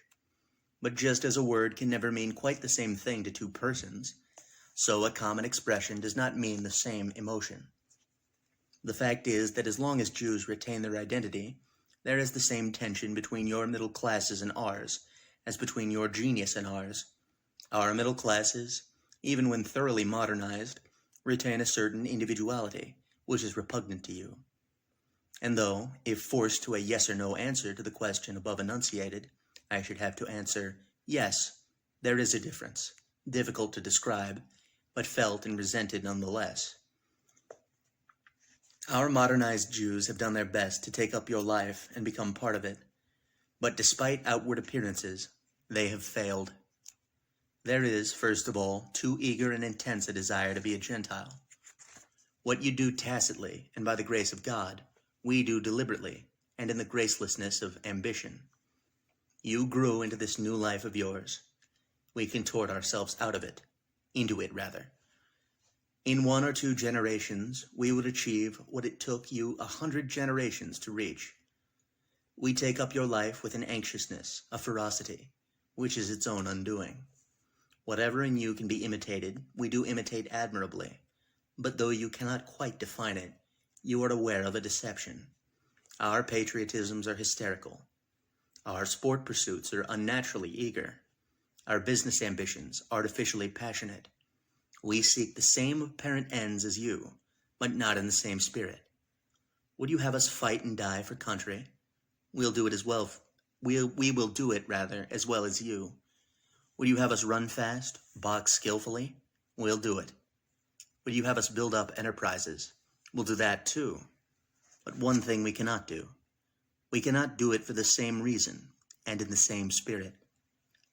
Since you insist, we will measure values with your standards and register the results. But you feel, that the standards are not ours. We betray ourselves, singly and in mass. We haven't the manner, and we haven't the manners, for manners are but a manner with you. We Jews are lacking in manners because manners, as you have evolved them, are a spirit, a reflex of your play world. Manners cannot be copied. One must have the aptitude for this charming triviality. A single note of insistence spoils it all, and we Jews insist too much. And just as Jews are without manners, so they are without vulgarity. I have observed that between the vulgar Gentile and the so-called vulgar Jew, there is a singular and dreadful difference. The vulgar type of Gentile is not repellent. There is in him an animal grossness which shocks and braces, but does not horrify. He carries it off by virtue of a natural brutality and brutishness, which provide a mitigating consistency to his character. But the lowest type of Jew is extraordinarily revolting. There is in him a suggestion of deliquescent putrefaction. The Gentile can be naturally, healthily vulgar. The Jew corrupts into vulgarity. He has not the gift for it. What is vulgarity in Gentile is obscenity in the Jew. I am able to watch, either with amusement or indifference, a vulgar performance on the Gentile stage. On the Jewish stage, I find it intolerably loathsome.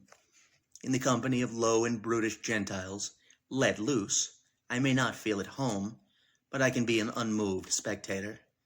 But when Jews try to imitate this behavior, I feel my innermost decency outraged. Well-mannered Gentile society rejects us. So does vulgar Gentile society. An individual genius cannot be taken as the higher type of the people which produced him. But in the mass there is an inevitable correspondence between the product of the geniuses of a people and the people itself. Studied actuarially, the people finds utterance in the geniuses. There is an undoubted consistency in all the products of the greatest Jewish minds. Whether we take these statistics laterally, through an age, or vertically through history, we will obtain a similar result. Whether we begin with the Bible and take the sum total of our work down to Karl Marx, or confine ourselves to a single country and generation, America today, for instance, with Untermeyer, Lewison, Frank, Hecht, we will find the same appeal to fundamentals, the same passionate rejection of your sport world and its sport morality, the same ultimate seriousness, the same inability to be merely playful, merely romantic, merely lyrical. It is unthinkable that the masses of a people can mean one thing, its geniuses another. Were this so, the utterances of great minds would lose all relevance, would become pointless and impotent. If we symbolize a people as a single organism, its geniuses may be likened to an organ of self-consciousness, and the self-consciousness of a man is not an independent function, but the instrument of all of him. All his body and being thinks through the brain. That which genius illuminates is the life from which it springs. The amorphous is crystallized in it. The confused diffusion is brought to a focus, so that the pattern is made clear. Our geniuses, in the midst of your world, are an alien and destructive element, more clearly revealed as such because they are articulate. They are our spokesmen, or better said, ourselves in utterance. They, like us, being us, cannot join your game. You say, because they lack imagination. In a sense, it is true. We are unimaginative, as old people are unimaginative in the presence of young people. We neither play with emotions nor with things. We lack romanticists as we lack inventors, because we lack inventiveness. Even among the masses, where diffusion confuses, an apt instance points to the truth. Among our simple people, you do not find the delight in constructive trifles, which is one of your characteristics. Your simple people like to build things, fix this and that in the house, play the handyman. They take pleasure in putting up shelves, looking to the plumbing, adding and altering. We are devoid of this kind of craftsman's pleasure. We do what is necessary, only because it is necessary.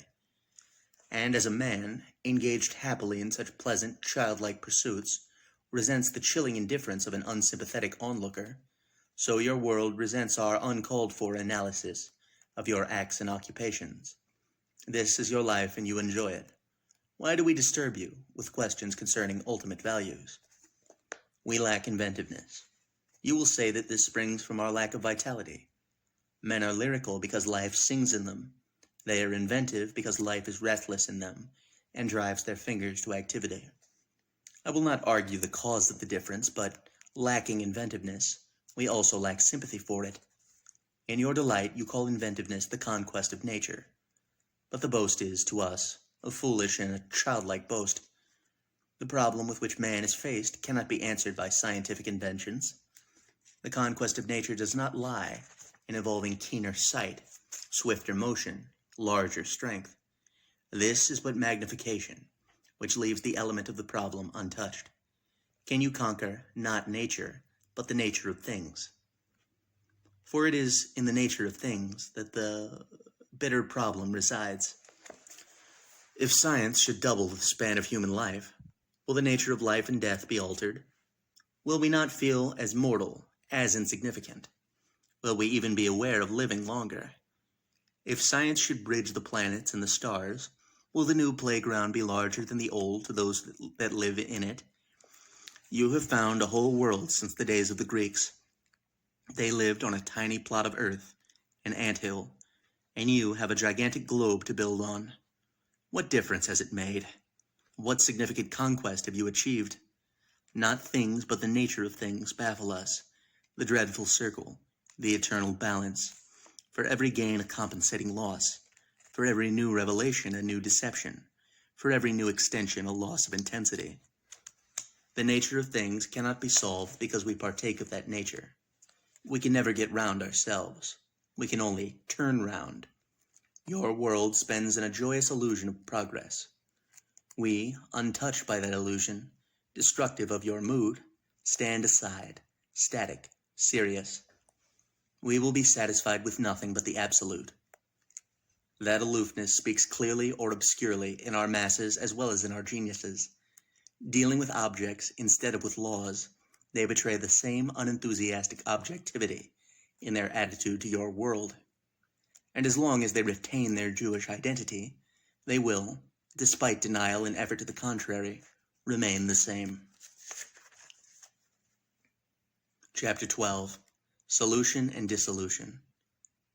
Does the situation which I have described constitute a problem? Or is it merely one of the insoluble difficulties of life, which, being insoluble, should be understood as such and suffered tacitly? Death is not a problem, being inevitable. Is this struggle between our two worlds as inevitable? Shall we resign ourselves to the struggle and do what we can to mitigate its worst effects? Or shall we continue the search for a complete solution? The one solution which is generally offered as complete and satisfactory is, quite apart from its feasibility, not a solution at all, only a dissolution. The disappearance of the Jewish people by complete submergence in the surrounding world would not, in reality, solve the problem, any more than one solves a chess problem by burning the chessboard and pieces. But it would seem to do the next best thing. It would apparently destroy the situation which creates the problem. The problem, without having been solved, would at any rate cease to exist. And by the dissolution of the Jewish people can be meant only one thing: the disappearance of Jewish identity in individuals or masses, and the complete obliteration of Jewish self-consciousness, down to the very name and recollection. When it will be impossible for any man to say of himself, "I am a Jew," or "my father or grandfather was a Jew," this consummation will have been achieved. There is only one instrument to this end: free and unrestrained intermarriage. This act or fact alone will count. The mere changing of names, the substitution of religious forms, the so-called liberalization and modernization of Judaism, is ineffective. It is a matter of common observation that there is no inverse ratio between the westernization of the Jew and anti-Semitism. And this very fact will have to be considered again in its relation to the feasibility of this proposal. If we talk of the submergence of the Jew, we must not play with words. Words alone cannot submerge the Jew. If there is anything in what I have said, you cannot make a Gentile of a Jew by arguing with him,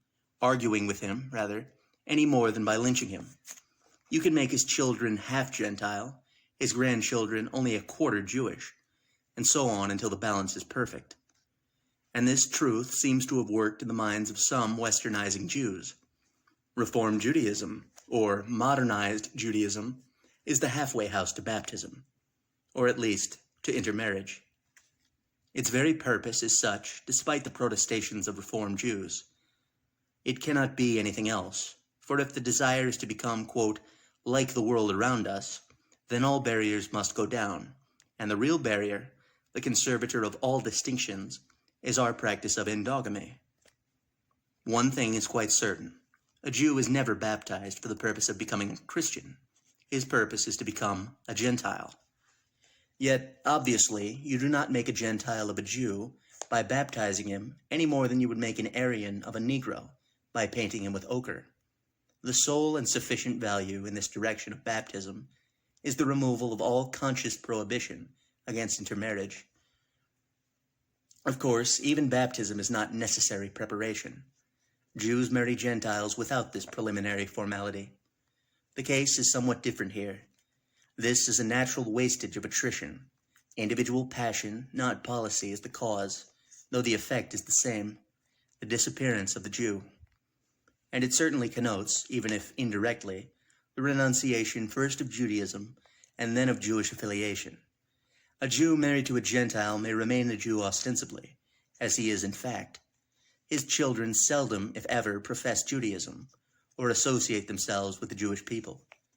In this case, the evasion is even more dishonest than in the first. A man who professes to belong to the Jewish faith and the Jewish people, and who nevertheless gives his children to the Gentiles, is making the best of both worlds. He evades the odious name of renegade, which attaches to the baptized Jew, also salving his conscience, and at the same time contributes effectively to the dissolution of the Jewish people.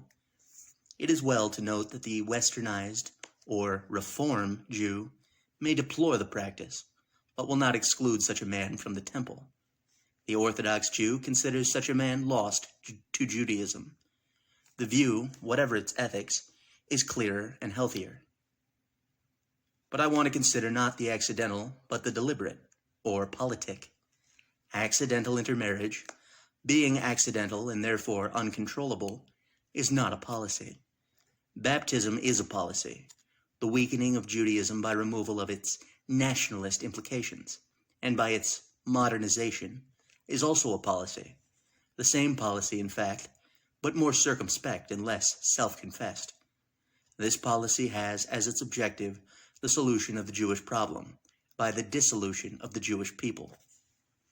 I will consider later whether this policy can obtain this objective. The question here concerns the objective itself. Will the dissolution of Jewish identity by free and prolonged intermarriage resolve the struggle of the two types? Or will the struggle continue in another form, less obvious but equally uncomfortable?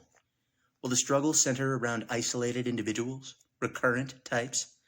Or will the final product be homogeneous, and in relation to this particular struggle, static? Both the negative and affirmative answers to this question are unsatisfactory. Suppose, on the one hand, the struggle continues. Suppose the Jewish character persists in strains, breaks out in individual atavisms, long after the Jewish name has perished. The problems will be the same. Your world will be confronted with recurrent instances of alien and destructive types, all the more dangerous because they are not isolated in a recognized, repudiated group. Their power of destruction will be the greater because they will work from within. The Jewish problem will have disappeared, but the Gentile problem would remain as bitter as ever. Let us examine the negative answer. Suppose that there are no reversions to type. Suppose the Jew is so completely absorbed as to be lost beyond possibility of detection in the surrounding world. Such a consummation, if possible, calls for one inevitable condition, that is, the proportionate Judaization of your world. It is unthinkable that so vivid an element as the Jewish people should be absorbed into your world without producing an appreciable alteration of its constitution. A world that has absorbed the Jews will to that extent be a Jewish world. And this is precisely the condition which you refuse to admit. You want no tampering with your identity. You want to remain what you are. You have no intention of meeting us at the point of balance. You do not want a world tinged with Jewish blood. You want us to be absorbed in you without leaving a trace. And with the best intentions in the world, we cannot oblige. We can, in that sense, no more destroy ourselves than we can destroy a single particle of matter. But I shall show in the following pages that all of this talk of dissolution is academic. Even if you should tolerate in prospect both of these alternatives, there are insuperable obstacles which may make it highly improbable that you will ever be faced with either. Chapter 13. The Mechanism of Dissolution. This would be an ideal condition, presumably.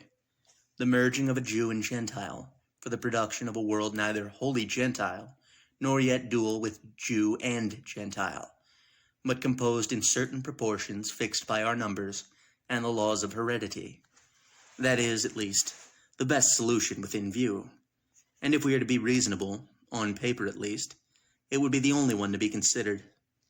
But we must remember that this ideal cannot be realized in 1 generation, or in 2, or in 5. If we were to assume, the assumption is an absurd one, that within this generation the Jewish world could be won over to this point of view, it would still need 4 or 5 generations, probably more, to obliterate our identity. At that, it would call for forcible intermarriage, for even when we cease to believe in endogamy, we will practice it because our affections so incline us. It would have to become a sort of principle, that in the name of the great ideal of a solution of the Jewish problem, the Jew shall be forbidden, morally at least, to marry among his own. But it is clear that Even if intensive propaganda were to break down, it could not, for reasons I shall return to, our prohibitions against intermarriage. It would have to work progressively. It would take many generations to carry the change successively through all the strongholds of Jewish life. And when we add to the time thus needed, the time needed for actual absorption by intermarriage, we are faced with a task for centuries. But I will deal with ideal conditions. I will deal with a single large group of Jews, determined to abandon their identity and to lose themselves and their children in the surrounding Gentile world.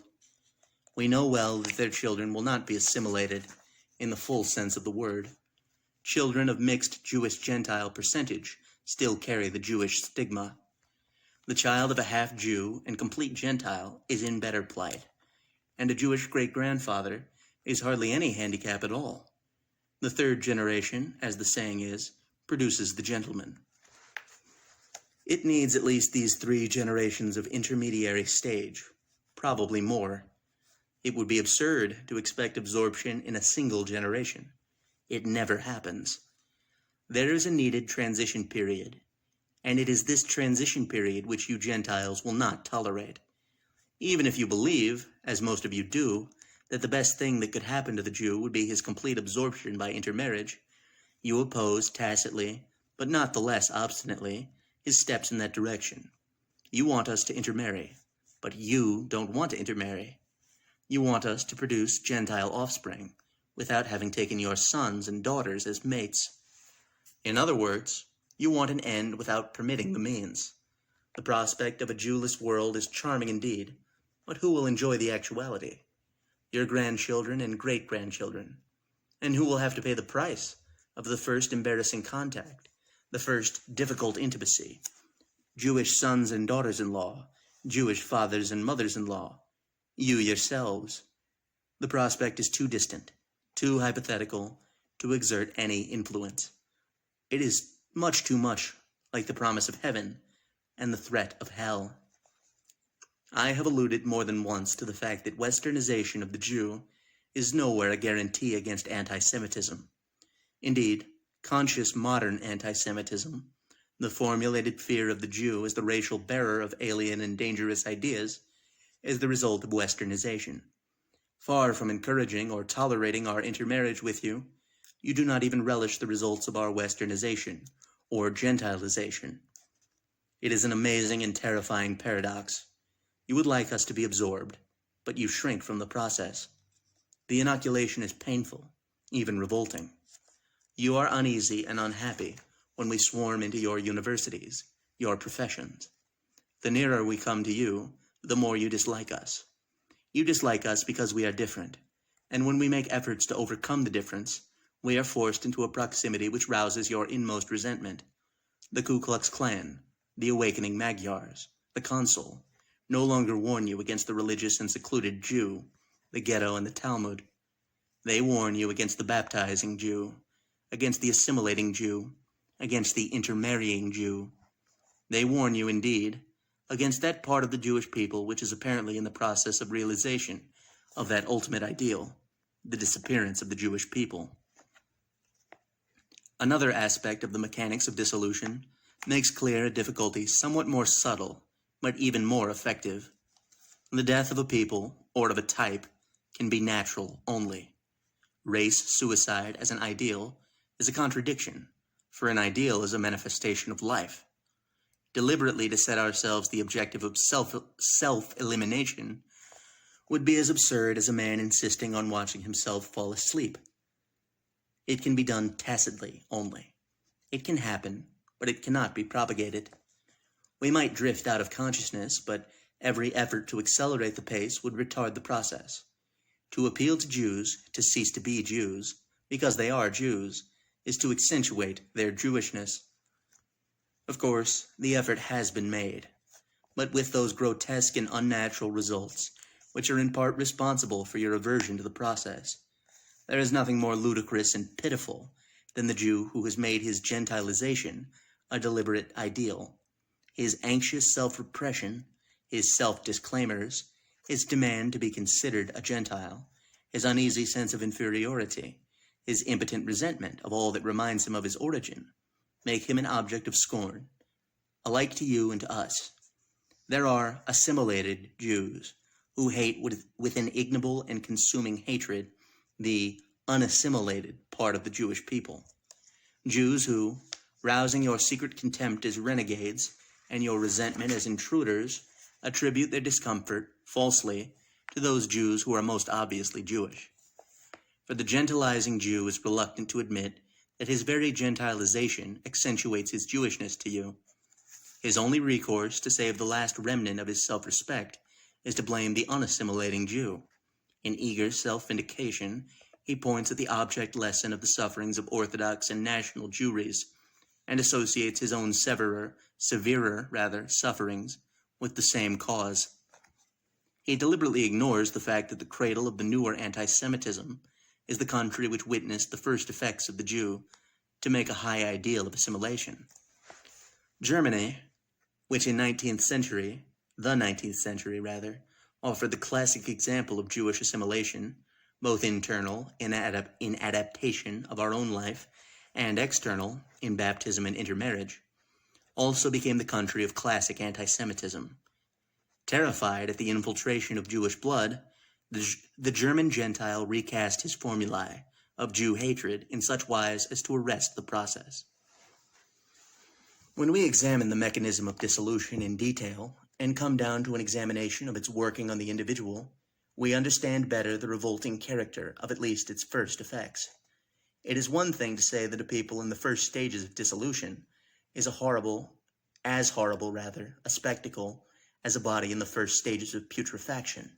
But this sounds somewhat academic, perhaps even metaphysical. Even so, there is little conveyed in the statement that a country is starving. We realize the import of the statement only when we speak of hungry men and women. When we examine the personal reactions of the deliberately assimilating Jew, we see more clearly why he is not a pleasant spectacle, either to Jew or Gentile. A Jew who has made the repression of his Jewishness an ideal must be prepared to suffer and to seem to ignore every slight, every rebuff which he encounters. He must not permit an open sneer to sting him into Jewish self-consciousness. Such a weakness would undo his purpose. He must seem to be unaware of the occasional coolness which follows the accidental revelation of his origin. He must bear silently with those countless unspoken snubs, half-snubs, unuttered queries, faint "ah yes" astonishments, which will be his lot until the day of his death. He must not feel himself implicated in a general slander of the Jews. He may only protest in a generous, disinterested sort of way as a fair-minded Gentile. An angry retort or repudiation might be the ruin of him. He would suddenly realize the intolerable nature of his position. It is not an easy thing to kill oneself by degrees. Such a Jew has the whole way to go. He is not entering a world already made easier for him by an admixture of Jewish blood. He does not move forward to a partly prepared position. All is alien around him. His claims have no precedent. There is something pitifully impotent in his demand, but I am an Englishman like you, an American like you. I have no affiliations outside of this country, except those general human affiliations which I share with you. I feel for my co-religionists abroad nothing more nor less than you feel for your fellow Christians among the Turks. Between me and my fellow Jews in this country, there is nothing more than between Protestant and Protestant, Catholic and Catholic. Or, if he is baptized, the incriminating confession may presumably be omitted. I am part and parcel of your country. Our forefathers came later, but our posterity will stay as long. There is no difference between you and me, except a very slight difference of faith. Nothing really worth mentioning. In all else, we are utterly alike.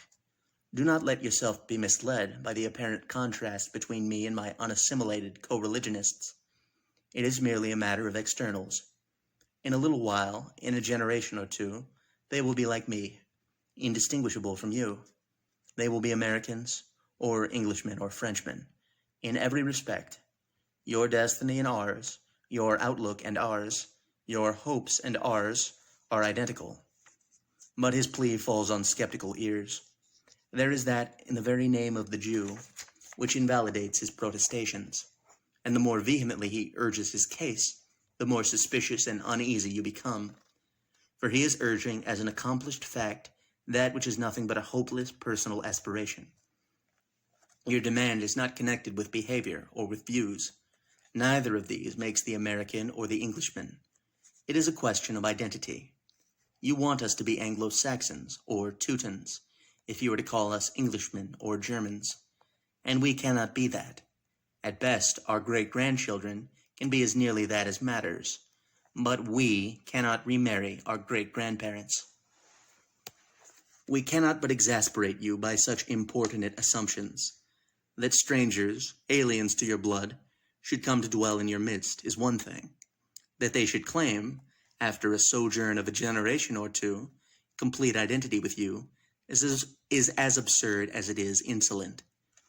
And even if they should dwell in your midst 1,000 years, yet should keep apart, neither giving nor taking in marriage, they are not identical with you. In those words, our ancestry, our forefathers, there are implied the dearest and tenderest of human associations.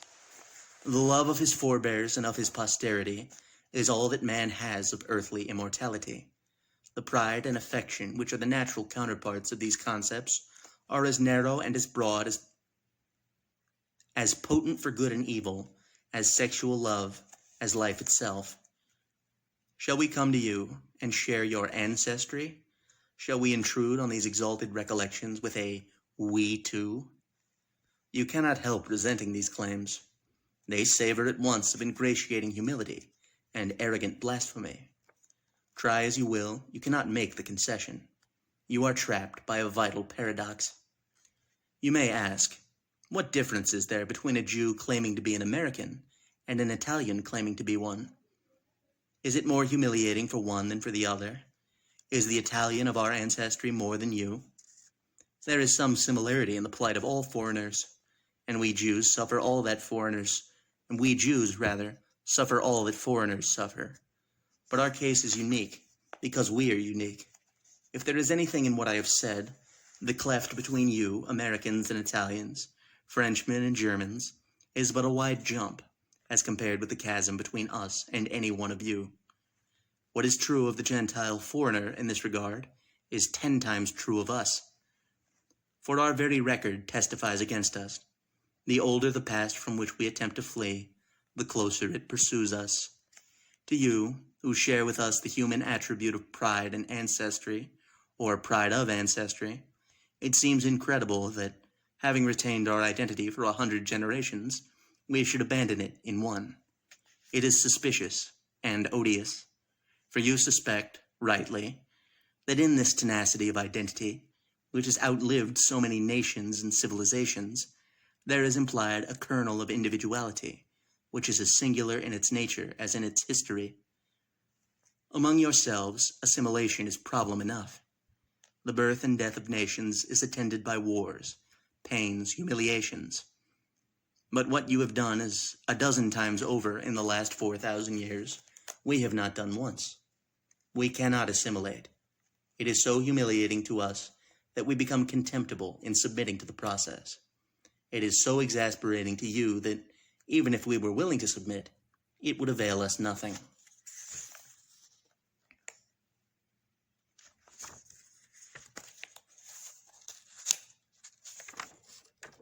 Chapter 14. Is there any hope?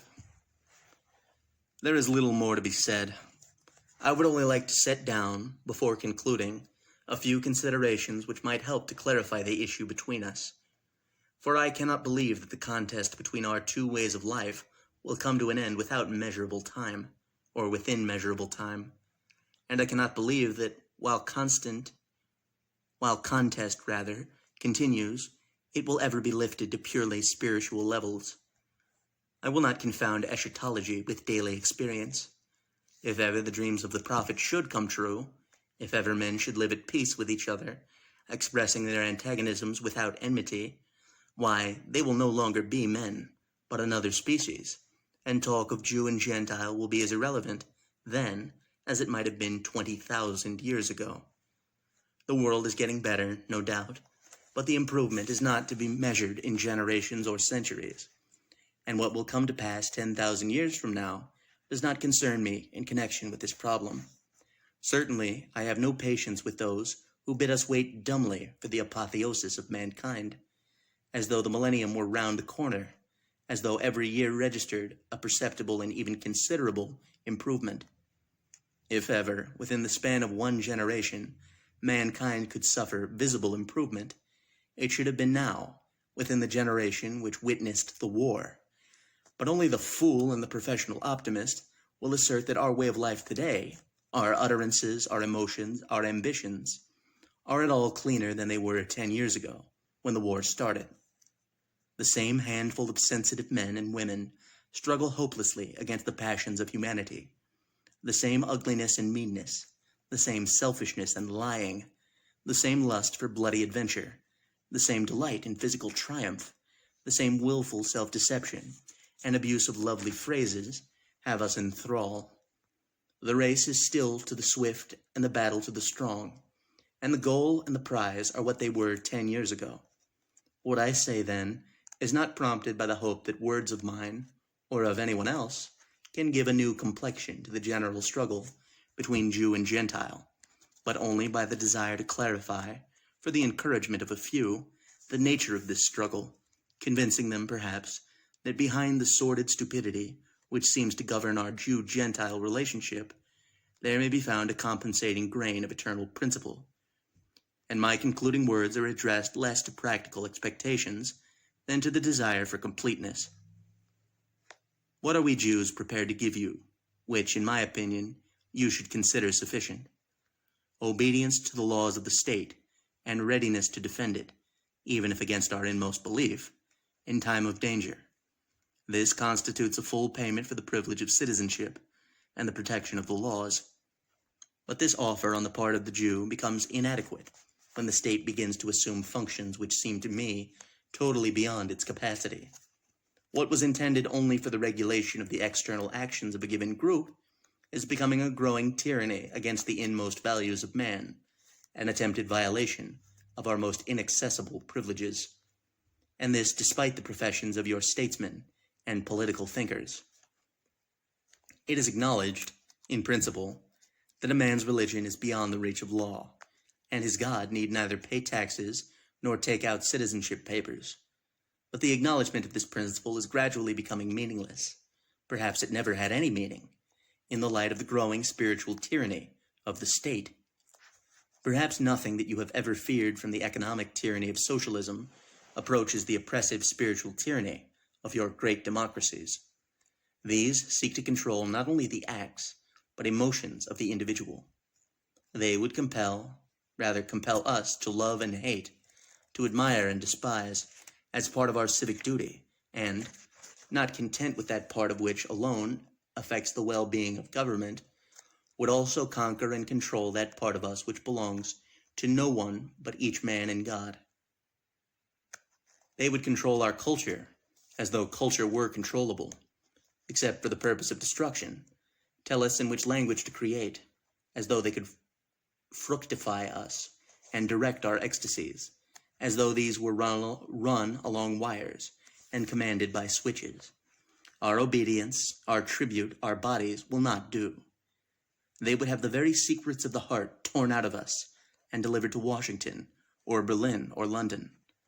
In the terror of socialism, they depict the intolerable misery of the man who can claim nothing for himself, but must yield up the fruit of his labor, down to the last husk, to the disposition of the state. But they have instituted a spiritual socialism infinitely more hideous, and for economic equality they have substituted a spiritual homogeneity, which the communist can never hope to parallel in the physical field. And woe to him who dares to practice private initiative in the spiritual socialistic state. His punishment is not only spiritual, but physical too. And we Jews, the most obstinate and most enduring sinners in this respect, are the best measure of the vindictive fury with which this tyranny is armed. If, then, the struggle between us is ever to be lifted beyond the physical, your democracies will have to alter their demands for racial, spiritual, and cultural homogeneity within the state. But it would be foolish to regard this as a possibility, for the tendency of this civilization is in the opposite direction.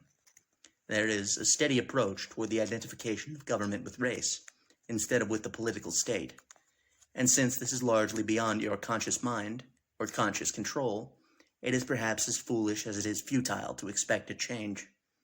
The best fighting unit is a nation, which is homogeneous in blood and emotions, no less than in political allegiance. And since the chief function of the state is to fight, witness the proportion of your taxes spent in payment and in preparation for wars, you will, inevitably,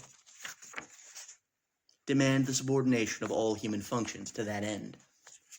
The demand for racial homogeneity within the state has led, in America, still the most unexploited country in the whole world, to the exclusion of the immigrant, and particularly of the immigrant who will not lend himself to the type of assimilation, or self-destruction, which you demand. Without for a moment admitting that any kind of exclusion is justifiable in a world which God created before the nations appeared to disfigure it, I submit the case of the Jew as an exception. The Jew has no homeland of his own. When the Jew migrates from one country to another, it is almost invariably under the pressure of persecution. To close the gate against the Jew is not the same, then, as closing it against the Italian or the Pole. In the latter cases, you insist that certain races stay in their own homes, whether or not the land will support them. But the Jew is not being forced to stay at home. While one part of the Gentile world persecutes him, the other part refuses him a chance to escape. For very shame, if you were capable of it, you should give the Jew free immigration everywhere. The irony of it is, of course, that it is chiefly against the Jew that anti-immigration laws are passed here in America, as in England and Germany. And the liberal countries which would make room for the hunted Jew cooperate, despite a few gallant and unsustained gestures, with the most illiberal, in the persecution of their common victim. He that refuses asylum to a victim fleeing from a murderer is, before God, a free and willing accomplice in the crime. And to me, it is infinitely strange that, even from your point of view, the sporting point of view, you should rather be able to reconcile your morality with your acts. If there is anything at all in your professions, you should be filled with admiration and astonishment at the incredible pluckiness of a small people which, in the face of infinite discouragement, has clung with such tenacity to its identity and cult. Without understanding us at all, you might have paid the homage of warriors to the courage of an unconquerable enemy. That you watch us with vicious irritation rather than with respect, that you load us with contumely when so much in your own instinct should have given us a peculiar place in your regard, make me feel that nothing which can be urged upon your conscience will avail to lighten the burden of your destiny. We have just witnessed, in America, the repetition, in the peculiar form adapted to this country, of the evil farce to which the experience of many countries has not yet quite accustomed us. If America had any meaning at all, it lay in the peculiar attempt to rise above the trend of our present civilization, the identification of race with state. In the old world, the evil had taken root in the course of centuries. Its hideous fruit was therefore inevitable. But America seemed to offer the hope of a change. Whatever other evils America had inherited, at least this one should be avoided. America was therefore the new world in this vital respect, that the state was purely an ideal, and nationality was identical only with acceptance of the ideal. But it seems now that the entire point of view was a mistaken one, that America was incapable of rising above her origins, and the semblance of an ideal nationalism was only a stage in the proper development of the universal Gentile spirit. The ideal which for a time constituted American nationality disappears now, and in its place emerges again, with atavistic certainty, the race. It is true that even while the ideal flourished, triumphant over race, the seeds of our enmity lay securely embedded in our natures. But the passing generosity kept the seeds in slumber. It is not the first time that Gentile nations, forgetting themselves for a brief period, have offered us friendship and even affection. But the strange and unnatural exultation, passed, and bitter sobriety succeeded. Today, with race triumphant over ideal, anti-Semitism uncovers its fangs, and to the heartless refusal of the most elementary human right, the right of asylum, is added cowardly insult. We are not only excluded, but we are told, in the unmistakable language of the immigration laws, that we are an inferior people. Without the moral courage to stand up squarely to its evil instincts, the country prepared itself, through its journalists, by a long draft of vilification of the Jew, and, when sufficiently inspired by the popular and scientific potions, committed the act. How then shall I delude myself into the belief that the considerations covered in this chapter will produce any effect? Have we Jews not known this evil long enough? Should we not have known better, by this time, than to repose hope in any of the nations? Perhaps we were foolish in our overconfidence, but our credulousness does us less dishonor than your cruelty does you. And if it savors again of foolish simplicity to make this plea to you, I am willing to take the risk. It would have been a happier task for me if I had been able to write this book with sincerity in another tone, if I had been able to record a struggle of two ideals and types, which was never compromised and obscured by physical lusts and cruelties. But rather than utter the odd, untruthful courtesies, tempering resentment with caution and tact, it would have been better not to write at all. And I was driven to write. I believe that, though I may have erred here and there, I have been mainly correct, and I console myself with the thought that if this book offends by its assertiveness, God knows that the infinite tactfulness of thousands of other Jews seems to have offended no less. Whatever we do, we are damned, and I would rather be damned standing up than lying down. End of text.